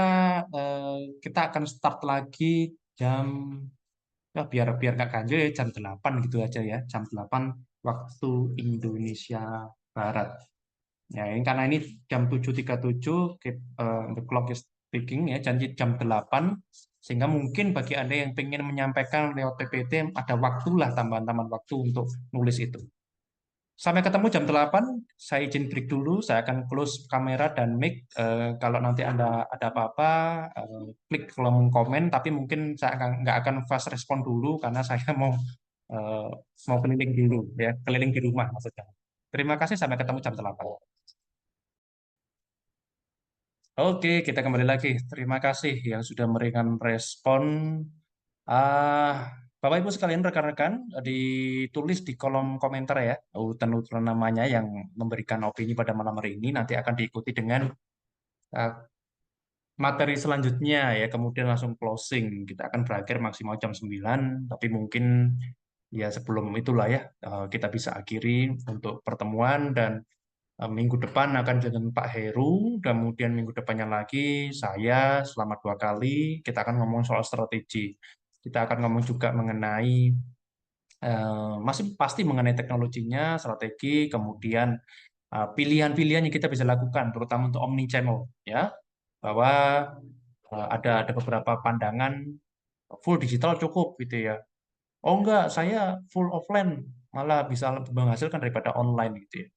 Nah, apakah betul yang eh, full offline ini malah bisa lebih menghasilkan? Untuk kasus tertentu, yes. Tapi sentuhan digital tidak bisa diabaikan gitu ya. Baik, karena sudah ada yang dituliskan ini oleh Pak Urip Dadang ya, nanti mungkin bisa disampaikan secara lisan kalau memang berkenan dan bisa. Tapi kita mulai dulu dari Pak Antariksa. Pak Antariksa, saya persilahkan untuk memberi pandangan, memberi masukan, dan juga mungkin ada insight-insight baru di dunia content creation, pandangan baru, ilmu-ilmu baru di dunia apa namanya podcasting. Ya, silakan Pak Antariksa. Baik, Pak. Sebelumnya saya minta maaf ya, saya lagi di mobil, Pak. Saya lagi numpang parkir sebentar. Em, Kalau saya sih yang saya amati ya, Pak ya, karena saya juga baru masuk ke dalam dunia content creator, saya amati beberapa aplikasi, saya amati beberapa program AI seperti itu ya, Pak. Makin arahnya makin ke sini, memang penyempurnaannya makin menuju makin ke arah kesempurnaan gitu, Pak. Jadi yang saya lihat adalah mungkin in the next years atau di next stepnya kemungkinan besar segala sesuatunya dibuat secara digital gitu. Tadi yang apa namanya yang Pak Hari bilang bahwa Google VO ya VO tadi udah bisa menggenerate sesuatu dan bisa apa namanya bisa merubah dari kata-kata bisa menjadi sebuah video atau sebuah gambar. Dan itu kan memang perkembangannya ke arah sana. Dan beberapa kali saya perhatiin juga ada beberapa podcast yang memang dibuat oleh AI gitu. Nah, dari sisi content creator buat saya itu sangat menolong ya gitu. Karena apa? Karena kita bisa bikin sesuatu yang justru lebih low budget gitu. Walaupun mungkin nantinya harus berbayar secara reguler di AI-nya, tapi secara cost jauh lebih murah daripada kita harus syuting dan sewa studio dan ada kru dan ada yang lain-lainnya gitu. Nah, yang saya amati barusan ini Pak ya, saya amati ketika Bapak bicara tadi itu, saya berpikir bahwa ternyata ke depannya mungkin pribadi saya ini bisa masuk ke dalam sebuah digital, Pak. Gitu. Dalam arti tanda kutip saya bisa masuk ke dalam era di dalam platform digital sebagai cloning, Pak. Jadi memang pribadi saya ada di dalam digital dengan semua platform, mungkin saya nggak tahu ya, mungkin ada AI yang terbaru atau ada software terbaru gitu yang akan dimana kita sebagai manusia yang hidup ini bisa memerintah manusia kita yang ada di dalam digital gitu. Dengan program, mungkin dengan contohnya seperti program ChatGPT aja ya, kita ngobrol dan dia memberikan arahan ke kita, bahkan kita bisa perintahkan dia kemauan kita dan dia lakukan gitu. Nah, mungkin ke depannya secara teknologi mungkin akan sampai ke arah situ, Pak. Gitu. Jadi menurut saya ya kalau saya pribadi saya menyukai secara teknologi gitu ya. Jadi begitu saya pelajari, makanya saya sekarang ini dalam konten-konten saya sedang banyak sekali berpikir bahwa kenapa enggak segala sesuatunya kita buatkan secara digital gitu. Dalam arti semua platform ini perlu kita pelajari dan semua platform ini perlu beberapa yang kita pakai harus dipakai gitu. Karena tidak menutup kemungkinan ke depannya dunia digital itu sudah seperti dunia nyata gitu. Makanya cara beriklannya mungkin tadi ya Pak ya masuk ke dalam cara beriklan juga jadi berbeda sekali gitu. Karena yang saya perhatikan adalah em, engagement yang ditarik itu benar-benar semua dari apa yang konsumen lihat gitu. Kalau saya perhatikan yang berhasil justru yang memang kita butuhkan produk itu. Yang kedua yang berhasil juga konsumen-konsumen yang apa namanya, yang hanya sekedar lihat-lihat gitu ya. Tapi itu juga berhasil buat dijadikan apa namanya, dijadikan sebuah algoritma buat mereka gitu. Nah, itu sebabnya Pak, kalau saya lihat dari baik secara secara saya sebagai content creator, walaupun saya belum menghasilkan Pak hari ini gitu ya, tapi yang saya perhatikan adalah dari semua algoritma yang ada, itu bisa membentuk satu pribadi yang membentuk bahwa kalau orang lihat konten saya atau orang lihat IG saya, itu orang bisa berpendapat bahwa eh, konten ini atau si pemilik konten ini memiliki karakter A, B, C, D gitu, Pak. Sama halnya kalau kita nonton ya konten-konten kreator lain ya, saya bisa lihat bahwa oh ternyata karakter orang ini seperti ini gitu. Karena beberapa dari konten itu bisa kelihatan apa yang mereka ulangi berkali-kali, apa yang mereka ucapkan berkali-kali itu bisa kita lihat Pak gitu Pak. Jadi memang ke depannya saya lihat semuanya ini akan membentuk sebuah cloning pribadi di dalam sebuah di digital. Dulu saya sempat berpikir kenapa nggak beriklan di dalam dunia gaming? Ternyata udah ada gitu. Dulu banget tuh tahun 2010 apa tahun 2008 tuh saya sempat berpikir bahwa wah makin makin ini ya dunia game tuh dulu masih masih nggak terlalu oke ya online ya kayak sekarang gitu ya. Tapi saya berpikir bahwa oke juga ya ketika main game ternyata gedungnya ada tulisan sunlight apa namanya sunlight gitu. Ada main game ternyata ada Pertamina lagi gitu. Nah sekarang pun menurutku sudah seperti itu gitu. Jadi kayak makin lama orang akan dengan apa namanya dengan handphonenya bahkan dengan aplikasinya dan segala mata yang dia lihat di situ adalah ya dunia yang baru Pak gitu. Mungkin kedepannya mereka akan menciptakan seperti itu ya Pak. Karena waktu mereka bikin sekarang-sekarang ini ya saya tadi gitu waktu Bapak ngomong aja saya pikir bahwa berarti bisa dong diri saya masuk ke dalam era digital dan jadikan saya cloning di digital itu. Kesempurnaan pribadi saya bisa ada di situ gitu. Karena kan sekarang semua bisa di regenerate gitu. Dengan sebuah kata-kata bisa jadi manusia, dengan sebuah kata-kata bisa jadi gambar, dengan sebuah kata-kata bisa jadi konten gitu. Jadi berarti kedepannya bisa seperti itu gitu. Kalau dari saya sih itu ya Pak. Jadi kayaknya memang kalau saya perhatikan ya ini entah ini apa namanya ya bertentangan dengan hukum keagamaan atau seperti apa ya, tapi saya melihatnya bahwa teknologi ke depannya akan seperti itu. Yang dulunya saya pikir cloning itu adalah pribadi kita di cloning ada orang lain di depan kita secara utuh. Tapi saya pikir sekarang malah justru di cloning itu adalah kita masuk ke dalam digital gitu. Jadi Iya, iya. kita bisa perintahkan ya, kita bisa kasih tahu dia lu bikin konten A B C D F G, kalau tolong kirim revisinya, begitu dia kirim oke sekarang sekarang tinggal posting ke seluruh media platform yang ada, dia tinggal posting sendiri.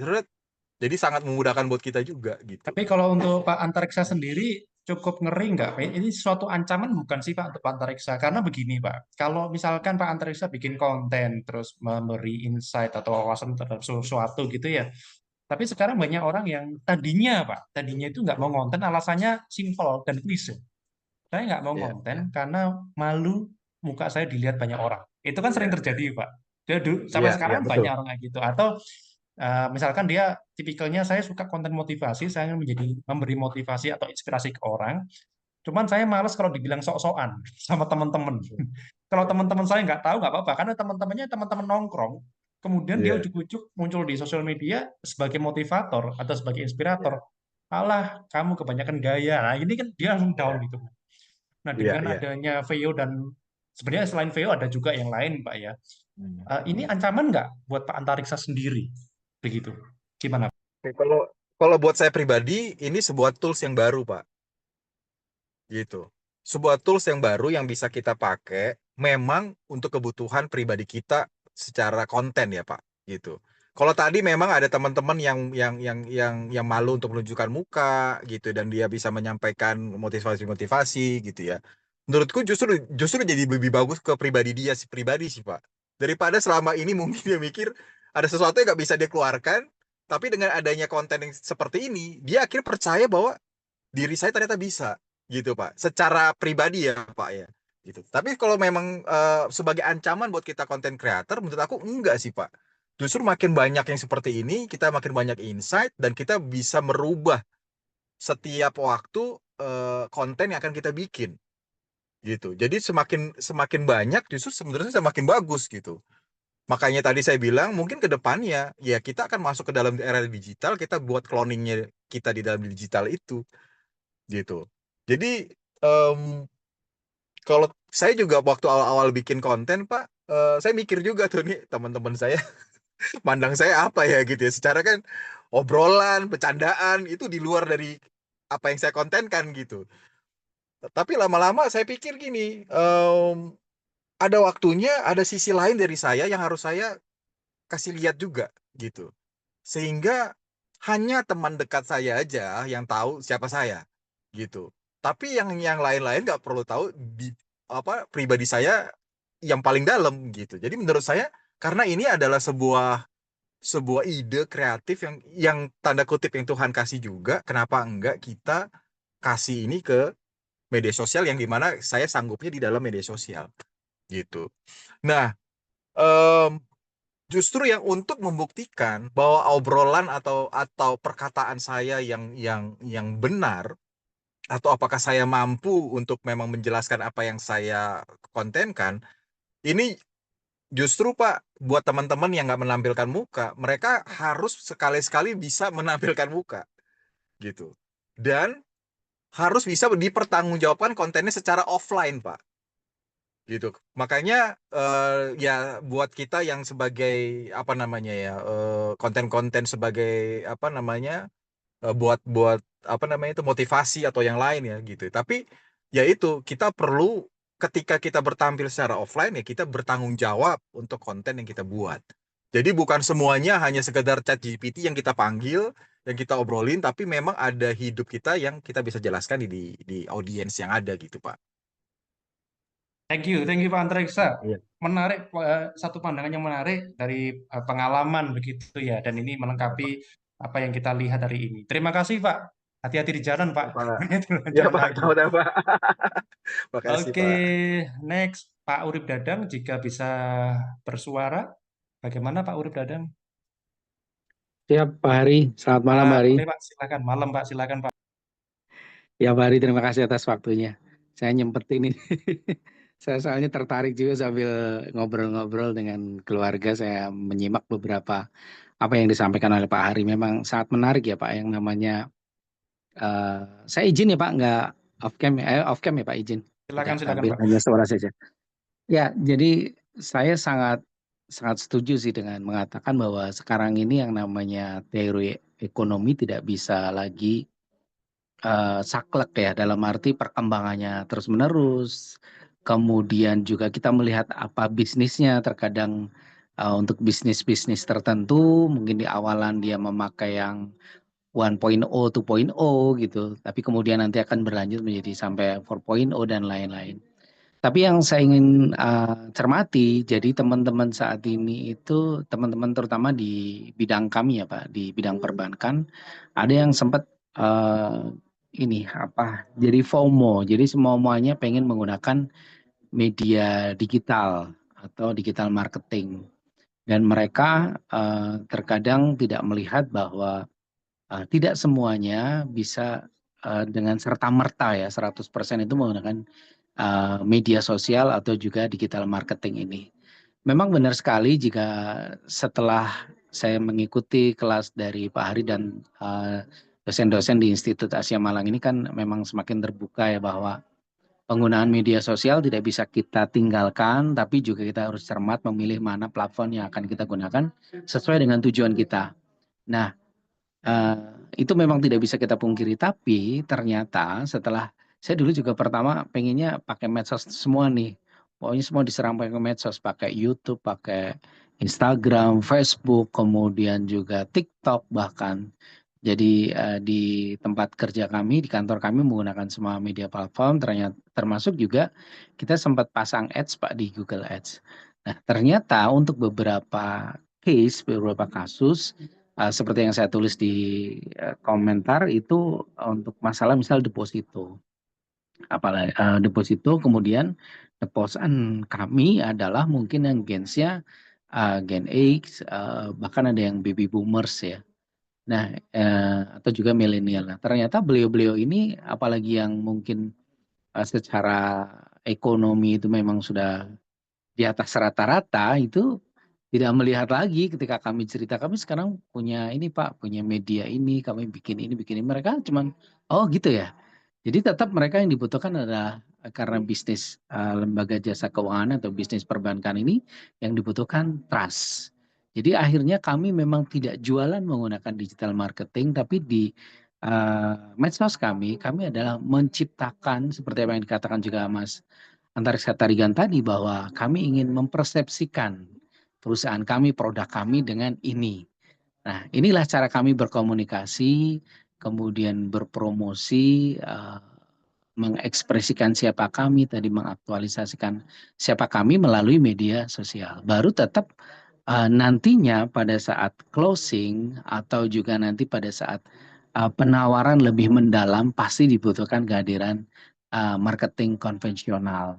Nah, marketing konvensional ini juga tidak serta-merta bisa dilakukan oleh semua orang ternyata. Tetap sekali bahwa personality masing-masing dari marketing ini sangat menentukan untuk dia dapat masuk ke dalam siapa itu di perusahaan kita sehingga tertarik atau klien kita. Nah, kemudian akhirnya masuk juga nanti ilmu-ilmu komunikasi yang juga mungkin sempat disinggung di beberapa kelas bagaimana kita menghadapi klien kan tidak serta-merta kita langsung datang. Mungkin saya percaya juga Pak Ari menerapkan pasti tidak mungkin langsung datang menawarkan produk dan lain-lain. Pasti akan mengobrol dengan apa namanya ya, kita harus tahu apa hobi mereka. Tentu saja kita bisa tahu dari media sosial beliau-beliau ini apa mungkin hobi olahraga apa atau kesenangan. Mungkin kalau orang yang udah lumayan secara strata ekonomi sosial mungkin mereka golf dan lain-lainnya Pak ya. Tentu saja ini harus kita lakukan matching, patching, kemudian juga mencari informasi.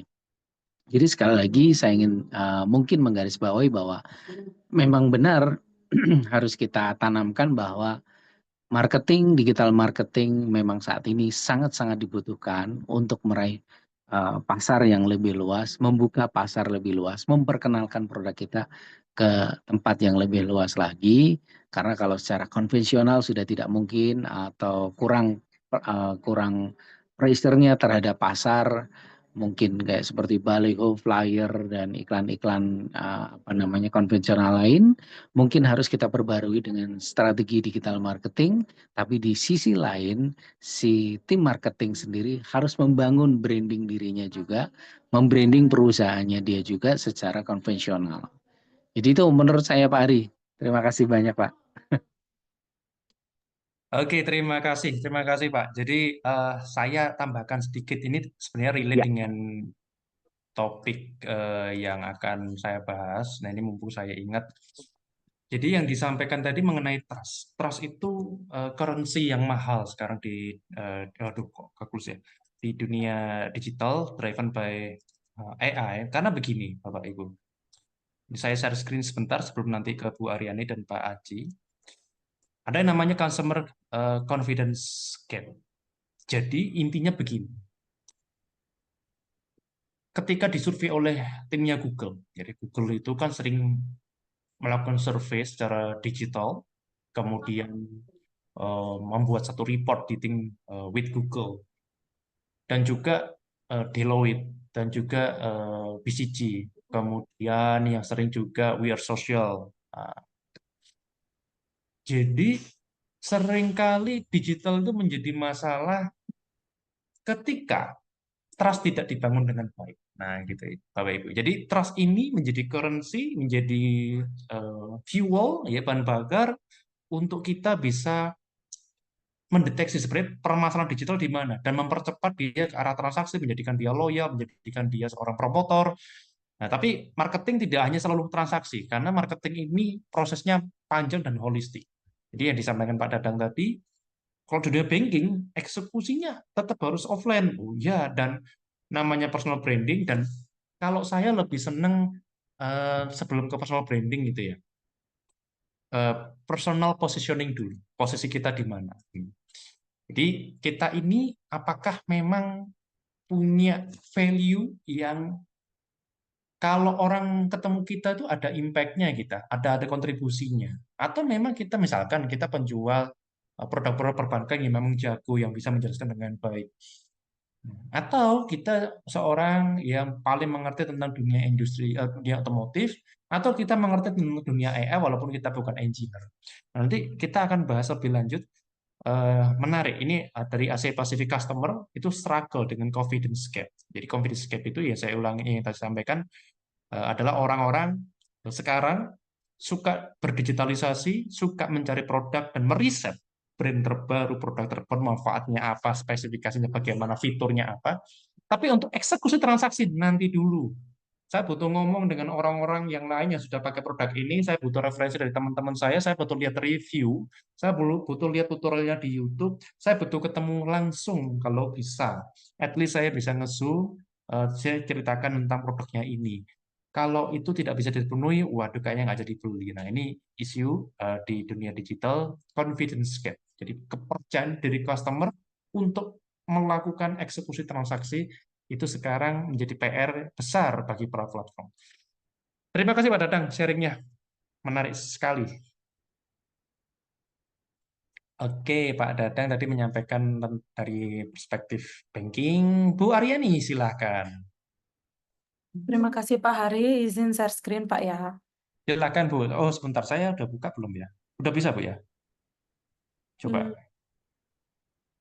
Oh ini saya lupa, ini punyanya Asia sih, Zoom-nya, bukan punya saya. Ya, Bisa Pak. langsung berarti.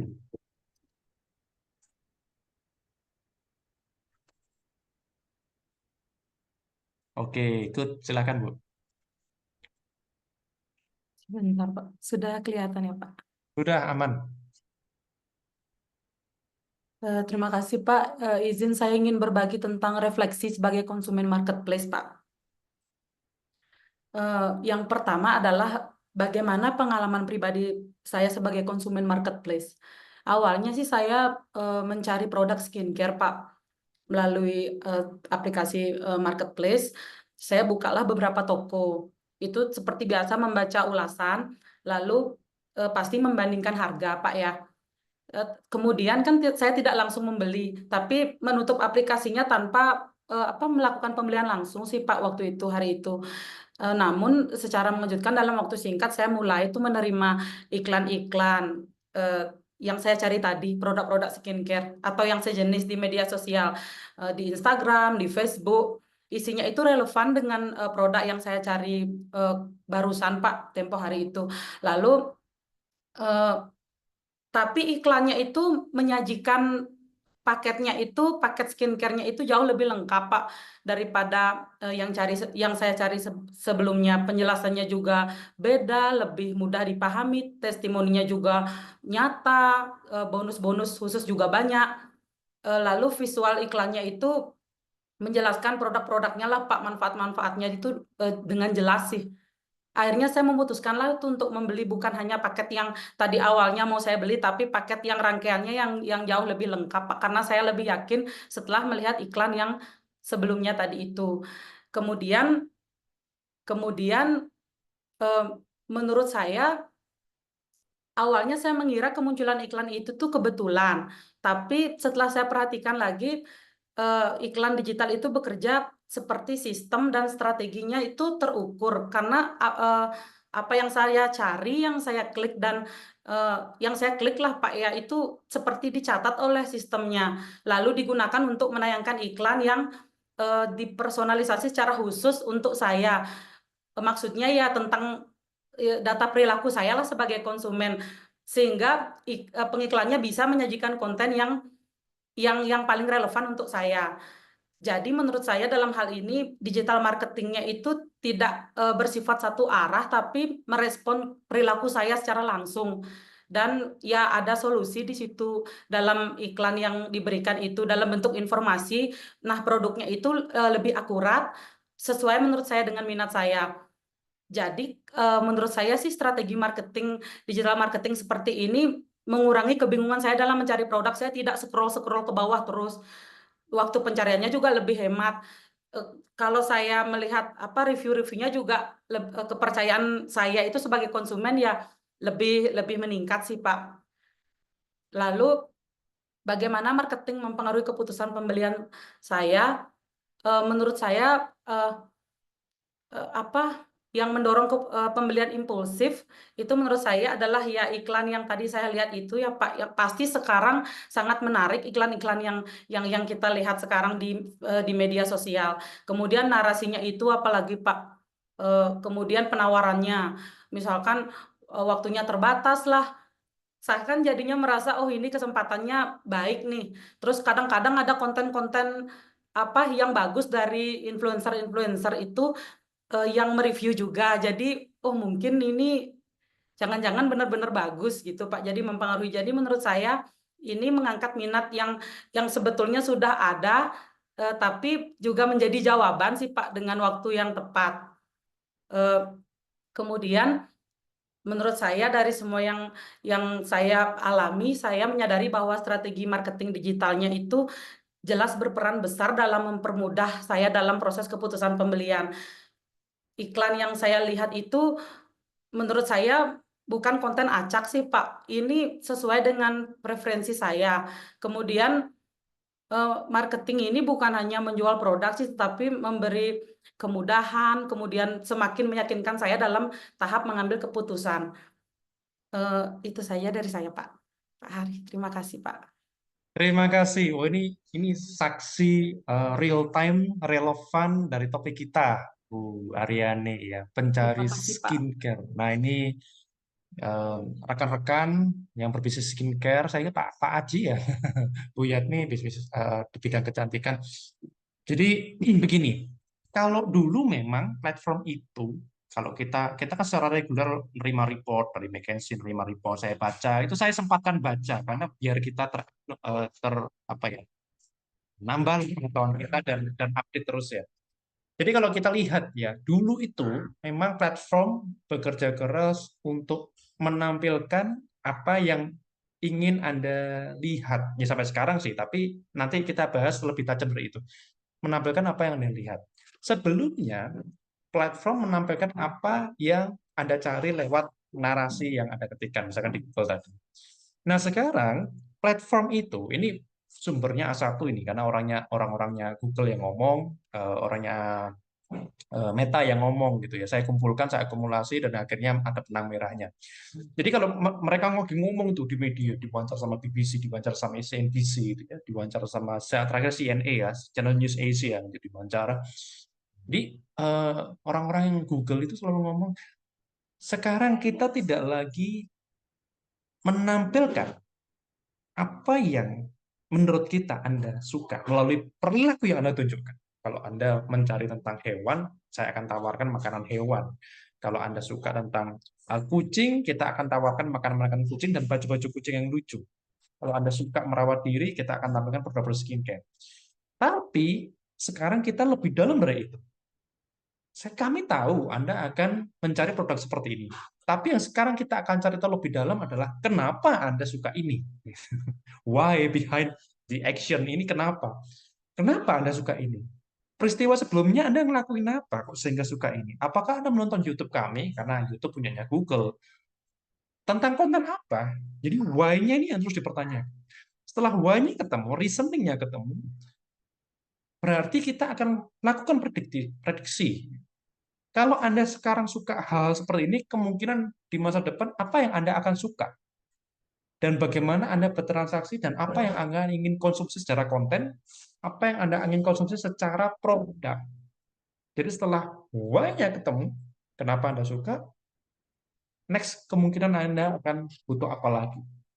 Begitu. Jadi sudah semakin akurat, jadi nanti Bu Aryani menyampaikan mengenai, oh iya saya kayak dikejar iklan nih, kejar konten, tapi ini relevan kok. Oh, berarti sudah Anda Bu Aryani masuk kepada dalam matriks gitu ya, sudah menerima paparan-paparan. Memang tujuannya advertiser itu. Dan semakin akurat, tadi saya bilang, kalau setiap orang keep on screen, misalkan 7 jam satu hari, 2 jam satu hari, Anda menjadi produk, karena Anda akan ditampilkan iklan-iklan yang relevan dengan Anda. Yang diuntungkan siapa? Kami para digital advertiser. digital marketer. Tapi saya sempat diskusi di mobil dengan ChatGPT, dengan Gemini 2.5 saya diskusi, ini nggak melanggar etika ya? Karena mereka ini misinya komersial sekali, terdengar kapitalis sekali. Ayo dong, tatap layar Anda terus nih, supaya kita semakin tahu apa yang Anda suka, bagaimana Anda berkoneksi, bagaimana berinteraksi, dan kita semakin gampang menyerang Anda karena konsumen ada di layar. Ya udah, supaya konsumen itu tahu tentang produk tertentu, ya kita paparkan aja di layar mereka kan gitu. Semakin gampang untuk diraih. Gitu. Tapi ada ethical issue selalu ya mengenai mental, termasuk mental health ya, mental health dan juga physical health, bahwa harus dibatasi on screen-nya itu berapa lama maksimal dalam 1 hari, karena itu mempengaruhi secara psikologis, karena konten yang setiap hari kita konsumsi itu membentuk karakter kita secara tidak sengaja. Untung-untung kalau positif. Nah kalau negatif atau menjadi kegalauan kalau kebanyakan nonton konten-konten flexing, lama-lama kita merasa kok hidup kita ini kayaknya nggak berharga ya, nggak kemana-mana kok, mereka sudah sukses, dan padahal suksesnya juga bisa di-create. Dan juga yang lain-lain, terpapar terus produk komersial, itu tadi yang saya sampaikan, confidence gap, ada jarak, orang menjadi tidak confidence untuk mengambil keputusan. Salah satu yang sering diucapkan oleh konsumen di Asia Tenggara itu apa? Karena terlalu banyak pilihan di zaman sekarang. Kalau Bu Ari nanti suka cari produk skincare, sekarang skincare-nya banyak sekali. Ini menyusahkan mereka untuk ambil keputusan yang dulu tadinya gampang, karena produknya jauh lebih sedikit, paparannya jauh lebih sedikit, dan mereka lumayan loyal. Mengingat brand tertentu, itu lebih gampang untuk diingat. Waktu kuliah fisikal kemarin, hari Sabtu, ini ada Pak Anies datang, kemudian ya banyak yang datang ya kemarin ya, Pak Antariksa yang barusan sampaikan pandangannya juga datang. Cukup mengejutkan ya, brand seperti KFC itu kerugiannya fantastis ya, 769 miliar ya di tahun 2024. 700 miliar. Itu gila. Tapi kita ingat yang lebih fantastis lagi ya, GoTo itu 2023 ya kerugiannya 90 triliun, tapi itu ya memang ada karena ada faktor lain ya, ada badan arus kas. Kemudian 2024 cukup banyak kemajuan karena ruginya cuma 5 triliun, ada kata cuma 5 triliun. Nah, saya menyoroti waktu itu 2 minggu lalu itu KFC. Bagaimana sebuah top brand seperti KFC itu bisa rugi 700 miliar. Itu gila gitu ya. Tadinya 400 miliaran, 421 miliar di 2023. Padahal dulu kita diajarin dalam mazhabnya Keynesian economic, based on Keynesian, kemudian turun ke manajemennya Peter Drucker, ya Taylor, kemudian marketingnya Philip Kotler. Kita diajarin bahwa perjalanan dalam tanda kutip perjalanan suci Anda menjadi seorang marketer, sebagai seorang entrepreneur adalah mencapai top brand. Ketika brand Anda menjadi top of mind customer Anda, menjadi rank 1, 2, 3, top of mind ya. Kalau lapar ingatnya apa, itu ingat brand Anda. Saya pikir kalau kita sebut ayam goreng, kita akan setuju, sebagian dari kita akan mengingat KFC ya sebagai top brand ya, salah satu top brand. Mungkin Anda punya pendapat yang lain ya, silakan. Tapi salah satu yang perlu dipertimbangkan KFC. Tapi bagaimana ternyata KFC ini tidak bisa mempertahankan profitability ya, malah rugi, operational cost-nya tinggi, capex-nya tinggi begitu ya. Ternyata top of mind itu tidak menjamin apapun sekarang. Ternyata customer bisa berpindah dengan cepat. Ternyata selera bisa shifting ya. Terus kemudian disurvei, kenapa kamu nggak selalu, ini saya masih hipotesa ya, karena surveinya itu sebenarnya belum metodologis, belum cukup mewakili, tapi dari hasil riset saya, kenapa ini bisa terjadi gitu ya? Kenapa konsumen kamu tadinya kita diajarin bahwa kalau di Peter Drucker ya, kalau konsumenmu loyal, apalagi kamu top of mind ya, selalu di pikiran mereka dan loyal, ya itu sudah selesai tugasmu ya, tinggal maintain saja. Atau kalau ditarik ke belakang variabelnya, kalau kita di riset marketing ya, nanti skripsi gitu ya, di tesis, di disertasi, customer satisfaction akan membawa kita ke customer loyalty, benar nggak ya? Orang yang puas akan cenderung loyal. Nah, coba kita tanya, misalkan kita sudah riset secara profesional, apakah konsumen KFC puas? Ya, salah dilakukan pilot project, jawabannya kebanyakan adalah puas dengan kualitas produknya, dengan crispy-nya dan originalnya puas. Ya ada satu dua yang mungkin minumannya kurang kreatif gitu ya, menunya terlalu membosankan. Nah ini yang penting, menu terlalu membosankan. Saya kejar di situ. Mereka menyatakan puas, tapi mereka menyatakan kayaknya kalau loyal nanti dulu. Saya telusuri lagi, kenapa kamu nggak loyal? Karena kamu katanya puas. Mau teori kita kan begitu ya, loyal, loyal itu bisa diprediksi melalui kepuasan, gitu ya dalam teori marketing. Ada hubungannya dengan sosial media, Bapak Ibu. Jadi kalau Anda masuk di digital marketing, dengan sosial media sekarang kita keep scrolling, infinite scrolling katanya Zuckerberg ya, infinite scrolling, scrolling terus. Kenapa kita nyaman dengan itu? Karena otak kita dirancang untuk terus mencari kejutan-kejutan kecil. Ada yang unik nih, share pasangan. Wah, ada yang lucu, share ke teman, ketawa bareng. Kalau temannya nggak ketawa, kita tersinggung. Enggak ya. Jadi ada yang unik, kita mencari sesuatu yang unik terus ya secara reguler. Nah, itu akan suntikan hormon dopamin dalam otak tengah kita, gitu, mencari sesuatu yang unik terus. Nah, ternyata di dunia offline, misalkan, nah ya, kita berpikir KFC itu oke, saya puas, saya suka, produknya enak. Tapi karena nggak ada kejutannya, saya bisa shifting, saya pindah. Dari dulu sampai sekarang enak sih, tapi ya gitu-gitu aja. Saya butuh kejutan yang lain dong, bukan berarti produkmu jelek. Nah, ini menarik ya. Jadi, consumer sih shifting, maka cara kita marketing, cara kita berbisnis harus juga shifting, mengikuti beradaptasi dengan cara berpikir konsumen. Terima kasih Bu Aryani. Kita lanjut ke Pak Aji Tono. Silakan Pak. Malam Pak Hari. Malam Pak Aji. Iya, saya urutan nomor 4 Pak. Siap. Iya, bukan berarti saya apes Pak. Iya. Kalau di Cina kan Iya. angka 4 kan mirip dengan Iya, betul mati, betul Pak. Makanya Iya, ini betul. jadi angka 4. Tapi saya terhindar dari paradigma tersebut Pak. Siap. Jadi saya mau beropini Pak Hari. Jadi sempat tadi saya mendengarkan Pak Hari tadi menyinggung bonus demografi Pak. Jadi bonus demografi ini ada plus minus Pak.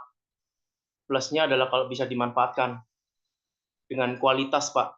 Skill dari demografi yang mumpuni Pak, dan lapangan pekerjaan begitu Pak, pendidikan, kesehatan, maka bisa diberdayakan secara optimal untuk kemajuan suatu bangsa Pak.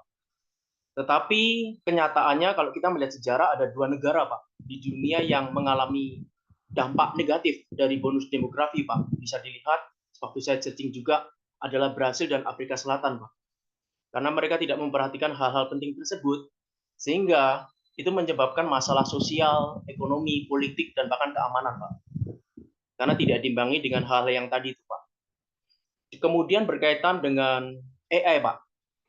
Seperti yang saya pernah utarakan Pak Hari tadi juga sempat berkata bahwa Pak Hari juga mengikuti dari CEO Nvidia, Jensen Huang ya Pak ya. Selain juga CEO yang lain. Di situ kan Pak Jensen Huang berkata bahwa nanti yang menggusur pekerjaan manusia itu bukanlah AI, tapi orang yang bisa AI. Karena orang akan membandingkan Pak. Saya sempat pada waktu ada pertemuan Pak oleh seorang psikolog, saya tidak setuju Pak. Karena dia berkata di depan umum bahwa kita tidak boleh membandingkan anak kita dengan saudaranya. Alasannya nanti akan membuat depresi.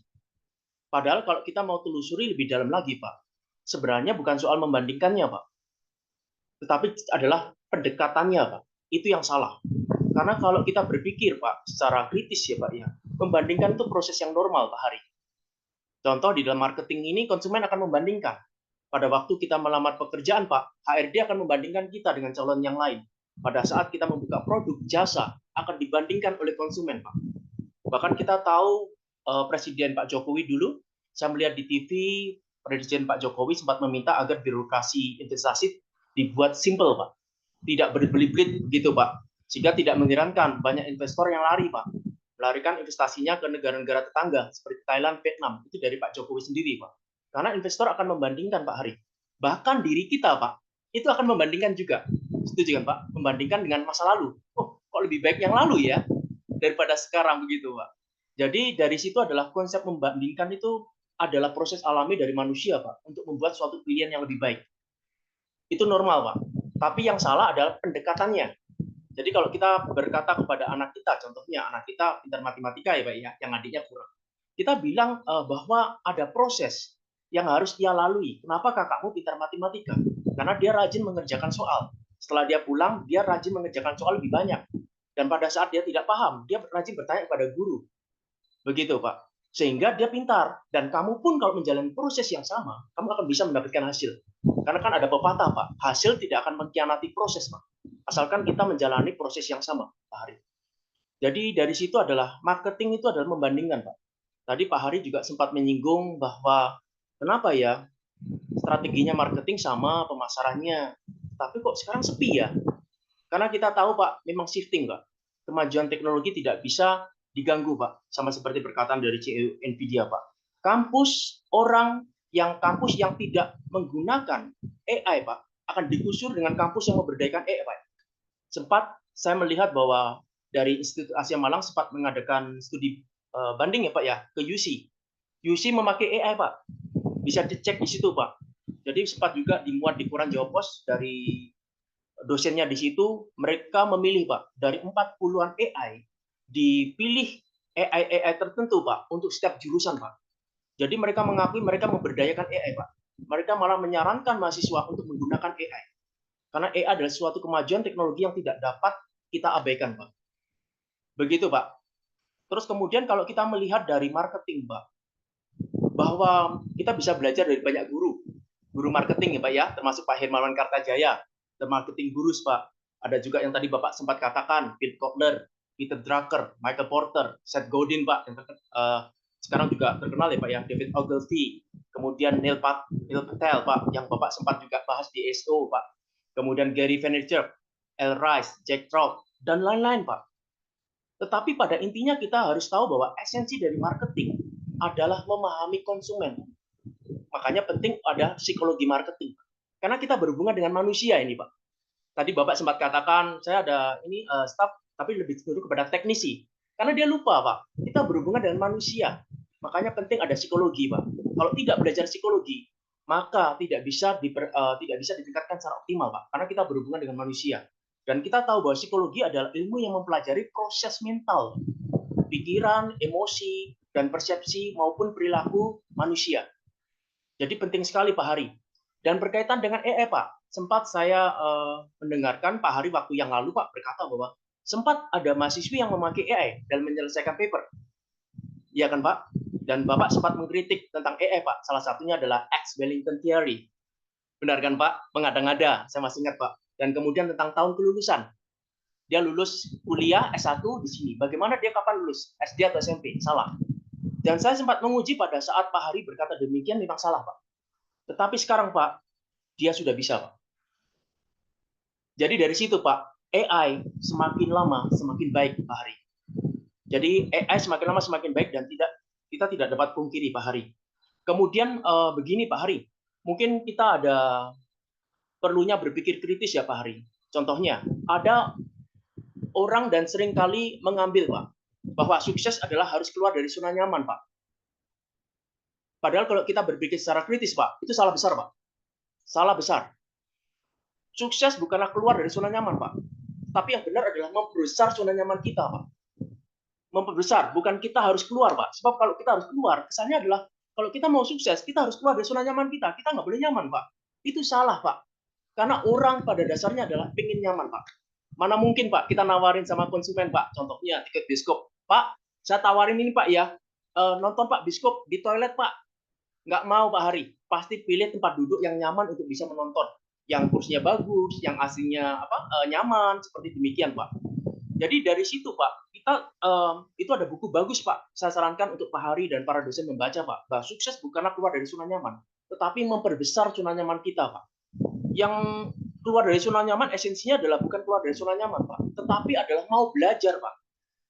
Mau belajar hal yang baru, tetapi zona kenyamanan kita perbesar, Pak Hari. Dan ini dibahas di buku Kristen Butler, Pak. Comfort Zone. Begitu, Pak. Jadi pentingnya kita untuk berpikir kritis, Pak Hari.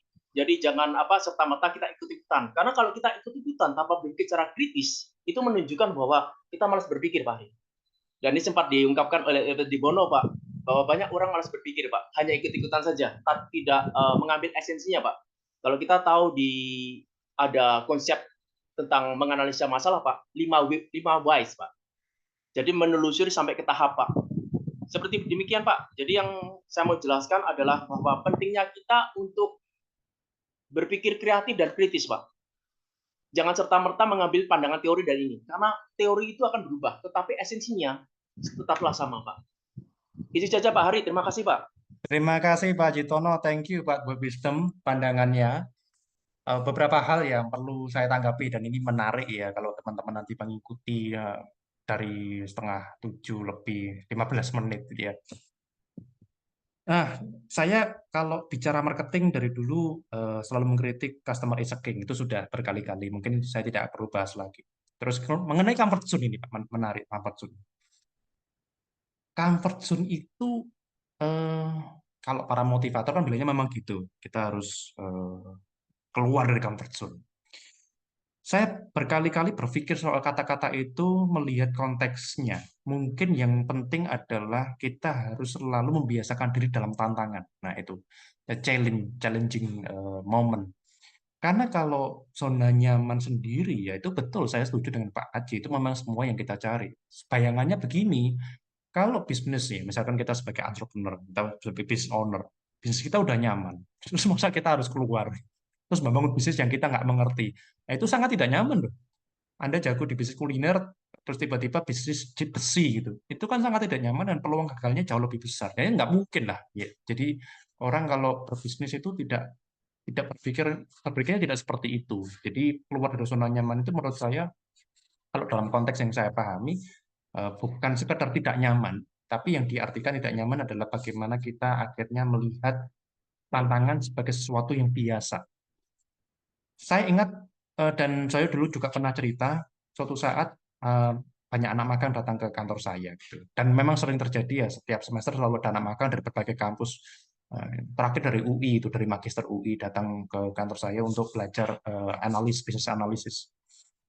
Nah, tapi yang menarik adalah waktu angkatan dari teman-teman Universitas Merdeka Malang itu ada 8 orang, maka di hari keempat saya ajak ke Surabaya, ketemu dengan direksi BUMN, dan waktu itu saya minta mereka duduk, mendengarkan, tapi juga presentasi. Presentasinya sedikit sekali, cuma 5 menit, Bapak Ibu. Jadi 5 menit, dan itu pun terserah juru bicaranya siapa. Kamu sampaikan data ini, saya cari cara ngomongnya. Ternyata 1 minggu sebelumnya, itu kan saya bilang ya minggu depan akan begini.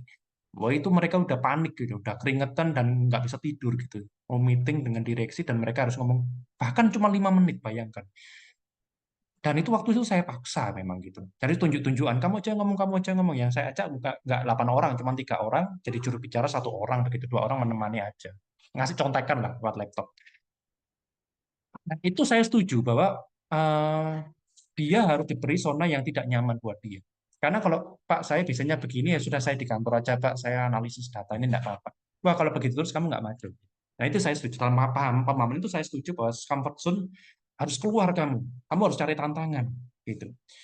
Nah tapi in term of business goals, di mana kita situasi sudah baik, misalkan bisnis omsetnya udah baik ya, punya minimarket udah mulai stabil, profitability-nya oke, hutangnya mulai kurang, ya jangan ditinggalkan. Kan begitu logikanya ya. Jadi saya setuju dengan Pak Citono dalam konteks itu. Baik, terima kasih untuk insight-nya. Kemudian masukannya berikutnya saya setuju sekali. Maka waktu itu penggunaan AI, yang saya katakan sebenarnya konteksnya begini. Saya mengencourage kita semua untuk aktif menggunakan AI. Jadi bukan mengkritik ya, saya aktif menggunakan AI. Cuman kita harus mengkritisi setiap jawaban yang dia keluarkan. Karena AI ini kan teman diskusi, teman untuk brainstorming, bukan teman untuk cari contekan, begitu. Jadi yang salah digunakan oleh mahasiswa saya itu seringkali, mahasiswa juga ya pastinya, itu ketika kita kasih tugas, tanya AI, kemudian langsung dikumpulkan. Nah ini tindakan yang salah menurut saya. Tapi kalau dia ada proses berpikir, saya bilang, silakan kamu sekarang bukan AI, saya pengen lihat prosesnya kamu menggunakan AI seperti apa untuk mempertajam pemikiranmu dan pengetahuanmu. Dan bagaimana kamu bikin flowchart secara manual. Jadi AI dibuka, silakan dia mau pakai Grok, silakan dia mau pakai Copilot, mau pakai ChatGPT ya, dia mau pakai DeepSeek, udah dibandingkan aja. Di kelas offline saya itu selalu saya minta mereka untuk perang gitu ya. Jadi DeepSeek gimana jawabannya? Kamu compare, kamu kritisi mana yang bisa dikritik. Nah, kalau kamu kurang baca, maka kamu nggak punya kemampuan untuk mengkritik begitu. Nah, ini juga berhubungan dengan marketing. Saya itu pakai Google Ads, saya pakai Meta Ads. Hasilnya mereka udah punya analitik sendiri kan di platform mereka. Tapi kadang-kadang saya capture, saya taruh di Perplexity atau saya taruh ChatGPT, tolong dianalisa ulang. Kayaknya ini kurang tajam nih Google nih analisanya dibandingkan. Setelah dianalisa, saya tetap kritik lagi. Oh ini kayaknya nggak bisa kamu cuma ngomong itu. Ini bias, banyak biasnya. Gitu. Misalkan dia menyarankan tentang oke, ini produknya cukup pricey, cukup mahal, maka sebaiknya mencari konsumen yang memang berdaya beli tinggi. Kita Google punya audience segmen, kategori audience yang most likely dia punya daya beli yang lebih baik. Saya tanya ke ChatGPT dari mana Google tahu? Gitu. Oh, dia menyimpulkan dari perilaku. Misalkan orang-orang tertentu dia sering mencari produk-produk branded, mencari liburan yang mahal ke Eropa. Eh, Kemungkinan besar dia adalah orang-orang dengan ekonomi status yang tinggi atau mencari mobil dengan brand tertentu yang premium. Saya bilang itu bias. Bisa saja saya sering mencari premium car, tapi saya sekedar senang mencari gambarnya. Atau saya mencari liburan-liburan luar negeri yang ke Eropa, yang mahal-mahal begitu, tapi saya sebenarnya pengen ke Bali aja gitu. Saya cuma pengen tahu di sana ada apa. Nah, terus dia akhirnya mengakui, yes, jawabannya Gemini, lihat Google, yes, itu bias. Yang kami bisa lakukan hanya kecenderungannya. Maka Anda harus tetap berpikir secara manusia, punya cara berpikir sistematis sendiri yang melengkapi apa yang kami berikan. Gitu. Nah, ini menarik. Nah, ini yang saya sampaikan sebagai marketer, kita harus kritis secara empati. Tadi disampaikan juga bahwa ada staff saya yang melulu hanya teknis. Ya, algoritma ini saya juga nggak setuju. Nah, artinya saya sangat mendukung penggunaan AI untuk belajar, untuk proses, dan Anda nyontek nggak apa-apa, tapi perlu mengkritisi dan perlu menambahkan sisi humanismenya, dan sehingga ini menjadi satu comprehensive knowledge yang bagus. Baik, saya close dengan beberapa slide sedikit saja sebelum kita lanjutkan di minggu-minggu berikutnya. Tadi saya katakan tentang efek, ya. Asia Pasifik customer itu seringkali mengalami ketidakkepercayaan diri. Jadi mengapa hanya klik tapi konversi rendah? Karena ada celah, ada gap tadi. Orang terpapar iklan begitu memutuskan sebentar dulu. Kamu punya YouTube nggak? Menunjukkan bagaimana kamu membuka barangmu, unboxing. Kalau saya mau beli tangga lipat untuk rumah, saya pengen melihat apakah di websitemu ada keterangannya produknya ini, kemudian speknya pakai apa, apakah bahannya bagus. Kalau bisa, kamu punya video di YouTube yang saya bisa nonton atau sudah di-embed di website, sehingga saya tahu, oh ternyata cukup praktis dan cukup baik produknya secara visual. Sudah kamu praktekkan, kamu uji juga dengan kamu pukul, dan ini tidak ada bengkok sama sekali. Itu saya lebih confidence, lebih pede. Ini disebut customer confidence. Nah, jadi consumer selalu ditayangkan berapa godaan-godaan seperti ini, tapi ujung-ujungnya adalah sentuhan Anda yang menentukan bagaimana merubah yang tidak confident menjadi confidence. Nah, kemudian saya sering melihat begini kesalahan ini untuk closing, Bapak Ibu. Digital marketing itu seringkali diperlakukan seperti sales lapangan. Saya sangat mendukung apa yang dilakukan sales lapangan, ya, salesperson. Tapi seringkali kita salah memahami. Banyak sekali orang yang beriklan, orang konten deh, orang yang ini ya, TikTok itu ada yang review setiap hari gitu ya, sehari bisa 6 konten review setiap hari. Atau yang beriklan. Nah, kalau kita ngomong beriklan, digital advertisement, Pak, saya udah ngiklan. Budgetnya 500.000 per hari. Gitu ya. Atau nggak usah 500 dulu deh, 100.000 per hari. Nah, tapi saya itu rugi terus loh. Biaya iklan saya lebih besar daripada keuntungan saya. Kalau omset ya memang lebih tinggi. Tapi kan kita ngomong profitability 20%, Pak. Sebagai contoh, ini cara berpikir sales. Jadi kalau misalkan Anda merekrut seorang salesperson, sales lapangan, Anda bayar harian 100.000, biar gampang ya, kita gampang taruh 100.000 harian. kemudian Anda target, oke, omset minimal 500.000 ya per hari. Karena keuntungan saya, profit saya itu bersih itu 20%. Ya, sehingga kalau saya bayar 100.000 per hari, untung 100.000, ini BEP, nggak ada keuntungan minimal, nggak apa-apa minimal saya nggak rugi, tapi nggak untung nggak apa-apa lah, tapi nggak rugi. Nah, kenyataannya ternyata omsetnya cuma 200.000. Income-nya Anda kecil sekali kalau harus dikali 20%, 40.000. Anda jalanin setiap hari begitu selama 1 bulan, wah rugi terus nih. Nggak usah pakai iklan digital, udahlah saya update status di WA aja tiap hari. Kalau update status di WA selalu ada yang beli teman-teman saya.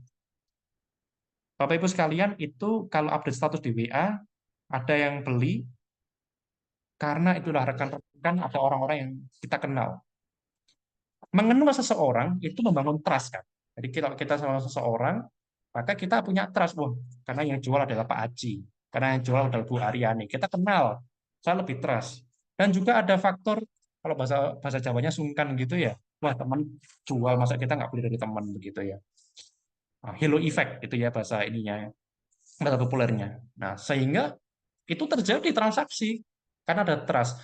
Mengikis yang tadi dibilang confidence gap. Ada ketidakpercayaan karena faktor trust yang berkurang. Tapi perlu diingat, jangkauan kita kalau WA status itu berapa banyak orang sih? Teman kita berapa banyak? Circle kita terbatas. Untuk awal-awal yang penting duit muter dulu nggak apa-apa. Tapi begitu digital ads, Anda merasa, aduh nggak efektif, mendingan saya datang langsung ke teman, itu udah 50% dibelilah kalau ke teman. Atau saya blasting WA itu lebih efektif. Iya, tapi jangkauan Anda kan terbatas. Suatu saat siapa yang mau Anda tawarin lagi gitu. Nah, ini cara berpikir salesperson. Anda memaksa iklan digital untuk terus jualan setiap hari dan Anda harus kembali modal. Padahal digital marketing itu bukan seperti itu. Atau digital advertisement cara melakukannya bukan seperti itu. Kalau sales lapangan, dia datang ke toko-toko menjual produk, menawarkan produk, tokonya beli. Ya, atau di kawasan seperti ini ada konser, Anda jualan teh botol, ada yang beli, Anda bisa hitung profitnya. Digital marketing itu jauh lebih luas dari itu.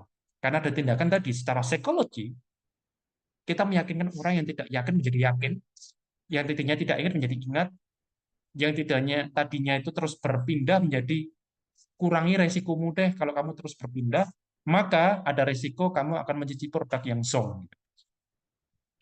Saya lebih setuju slide berikutnya. Marketing itu seperti ini, Bapak Ibu. Ini Panglima Sun Tzu ya, gambaran AI kita pakai ChatGPT. Tapi kita itu mengatur strategi. Ya, digital marketing itu adalah strategi. Marketing itu bukan taktik. Ini kalau guru saya Pak Hermawan itu kalau dulu ke Mark Plus ya, waduh saya SMA itu udah nongkrong di Mark Plus. SMA itu. Dulu ada All Rise itu datang ke Jakarta, itu pakarnya positioning gitu ya. Waktu itu dia, waduh kalau ngomong soal positioning itu dalam sekali itu All Rise itu ya. Kalau Pak Hermawan sebenarnya bilang PDB kan begitu ya, position differentiation branding. Nah, itu saya SMA itu sampai kuliah usia 21-an gitu masih di Marketplace. Jadi marketing adalah satu strategi perang, tapi perangnya itu sebenarnya bukan lebih ke arah kompetitor, tapi pasar kita. Memenangkan hati mereka, mengenangkan ingatan mereka, dan ya tadi memahami. Tapi memahami ini juga klise. Seringkali kita lihat, oh memahami pasar, maka akan menjadi pemenang. Ternyata nggak segampang itu. Ada barrier-barrier itu. Jadi kita sudah paham, ada KYC-nya, know your customer, know your client, KYC. Tapi di balik itu, dari pemahaman itu, kita itu harus mengerti ada beberapa touch point. Dari online, offline, balik ke online lagi, balik ke offline lagi. Jadi kalau misalkan Nike bikin event, setelah event, di touch lagi, terima kasih sudah ikut event kita. Tadi pagi kamu maraton sama kita ya, walaupun maratonnya ala-ala cuma 5 km gitu ya, bukan 40 km. Terima kasih. Nah, next kita ada event break lagi, tapi ini berbayar nih. Nah, cara paling gampang adalah kamu beli produk kita minimal 200.000. Apapun produknya, itu bisa ditukarkan jadi tiket. Nah, ditawari, itu lihat aplikasinya. Itu sudah seamless. Online to offline, offline lagi, offline lagi, begitu. Nah, sehingga dalam aspek marketing, kita tuh melihat ini sebagai satu kesatuan, rangkaian kesatuan. Jadi bukan hanya sebagai salesperson yang kamu jualan terus setiap hari, tapi tujuan kita berbisnis itu membangun branding sebenarnya. Sehingga kita nggak terjebak pada mekanisme dagang terus. Dagang, saya punya produk ini, saya punya keuntungan sekian, kamu jual, untungnya masuk ke saya. Tapi kalau bisnis, kita membangun ekosistem bersama community of consumer, gitu, community of consumer. Kemudian kita juga bangun ekosistem berupa vendor kita, supplier kita, rekan-rekan kita. Saya masih punya pandangan bahwa bisnis itu paling enak kalau punya geng, ya, punya bisnis-bisnis lain, PT-PT lain yang juga saling support. Walaupun saling support kadang-kadang juga harus saling saingan gitu. Itu yang kita punya, kemudian kita harus tahu resources kita di mana. Ini ada jenderal, panglima perang yang mau maju, kelihatan bentengnya, di depan ada benteng, benteng ini isinya adalah, kita ibaratkan musuh begitu ya, musuh kita itu dalam tanda kutip bukan musuh dalam arti harus diserang gitu, diserang dalam arti harus dikalahkan, tapi harus dimenangkan gitu. Jadi kalau cerita-cerita zaman dulu nih ya, panglima-panglima perang dari RRC, dari Tiongkok itu, kadang ada musuh yang harus dihabisi, kadang ada musuh yang harus dirangkul, kemudian dia harus tunduk sama kita. Kalau dia mau tunduk, dia kerja di bawah pemerintahan kita dan tidak boleh disiksa, tidak boleh dibunuh, kan begitu. Nah, konsumen nggak gitu kan akhirnya. Ini harus kita menangkan hatinya, kita harus mengerti, dan kita tahu resources kita di mana, sumber daya kita di mana. Gitu ya. Sehingga ya ada gambar yang hijau ini, jadi pembicaraan, maka saya masih pengguna call center. Saya punya staff yang di call center sampai sekarang, dan masih sangat berguna untuk ngobrol dengan konsumen. Dan kita menghindari yang namanya spamming. Kalau kita mau telepon konsumen, kita WA dulu. Kita nggak mau cek orang-orang yang terus telepon, kemudian orang terganggu, kemudian kita di reject terus. Kalau dia nggak mengizinkan kita untuk telepon, ya sudah. Mungkin kita bisa acarakan pertemuan offline. Nah, ini masih saya lakukan, jadi strategi seperti ini. Dan sebenarnya ada hal-hal menarik ya minggu-minggu depan ini ya, setelah nanti Pak Heru ada omnichannel advantage, saya bawa riset-riset dari Google, kemudian dari artikel-artikel paper ya tentang marketing, dan nanti materi-materi yang ini saya akan pilih yang sudah saya jelaskan, dan saya akan kirimkan nanti ke Mas Hendy, Bapak Ibu yang mau download materinya. Dan apa namanya, minggu depan akan kita lanjutkan, dilanjutkan Pak Heru, dan minggu depannya lagi akan dilanjutkan saya. Kalau memang kita ada kepotong libur kayaknya ya, nanti saya cek lagi. Saya ingin menambahkan Pak Hari. Yes, silakan Pak. Ya Pak, tadi berkaitan dengan banyaknya pilihan Pak.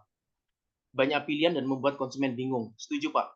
Jadi ini sudah dikupas oleh Barry Schwartz Pak di bukunya The Paradox of Choice. Why more is less Pak. Jadi ada beberapa alasan Pak. Alasannya adalah kenapa konsumen membuat bingung adalah karena beban kognitif yang tinggi Pak. Karena untuk berpikir kan membandingkan Pak. Dan kan membutuhkan energi. Semakin banyak pilihan berarti semakin banyak energi dan waktu Pak. Sehingga mereka kebingungan begitu Pak. Dan kedua adalah FOMO Pak. Fear of missing out. Dia takut kehilangan pilihan yang terbaik Pak. Sehingga membuat dia tidak bisa membuat suatu keputusan. Kalau dari Barry Schwartz Pak di bukunya Paradox of Choice, Why More is Less, dia menyarankan untuk membuat kriteria poin-poin yang penting Pak. Jadi tidak semua kriteria harus dipenuhi Pak, tetapi beberapa kriteria yang penting dan kemudian dikasih deadline Pak, dikasih waktu. Sebab kalau tidak, maka tidak akan menghasilkan keputusan. Jadi kita sebagai konsumen, kalau kita dihadapkan pada banyak pilihan Pak, produk, apalagi kalau Bapak pernah ke Cina, Bapak tahu, suatu produk itu dalam beberapa hari udah muncul produk lagi Pak, merek lain. Pusing kita Pak, kalau membandingkan terus. Makanya kita harus memilih dengan pilihan yang terbatas berdasarkan kriteria yang penting dan kemudian dikasih batasan waktu Pak. Itu saja Pak, terima kasih. Terima kasih. Iya Pak, kalau saya ingat-ingat waktu di Cina itu wah gila ya, prototipe itu sekarang bikin prototipe besok udah jadi produknya. Saya nggak habis pikir gimana cara bikinnya, tapi mereka udah terbiasa dengan itu. Terima kasih Pak Citono untuk insight penutupnya. Ini sudah kelewat 5 menit, mohon maaf Bapak Ibu. Ini seru soalnya ya pembicaraan soal perkembangan digital, dan nanti semakin spesifik ke arah marketing. Baik, saya tutup. Bapak Ibu, mohon izin yang bisa on cam sebentar saja untuk foto. Ini untuk dokumentasi bukti ke PAA, karena ini tidak menggunakan dosen koordinator, sehingga saya harus buktikan bahwa hari malam ini tetap kita ada kuliah online, dan nanti terekam di Simaka bagi yang sudah hadir begitu ya. Presensinya langsung saya presensikan berdasarkan bukti foto ini. Baik, saya izin untuk share screenshot ya, screenshot. 3, 2, 1. Oke, waduh, belum record. Bentar ya, saya ulangi ya. Saya ulangi Bapak Ibu. Bentar. 3, 2, 1. Oke. saya coba lihat di Clipboard. Oh, sudah. Terima kasih Bapak Ibu.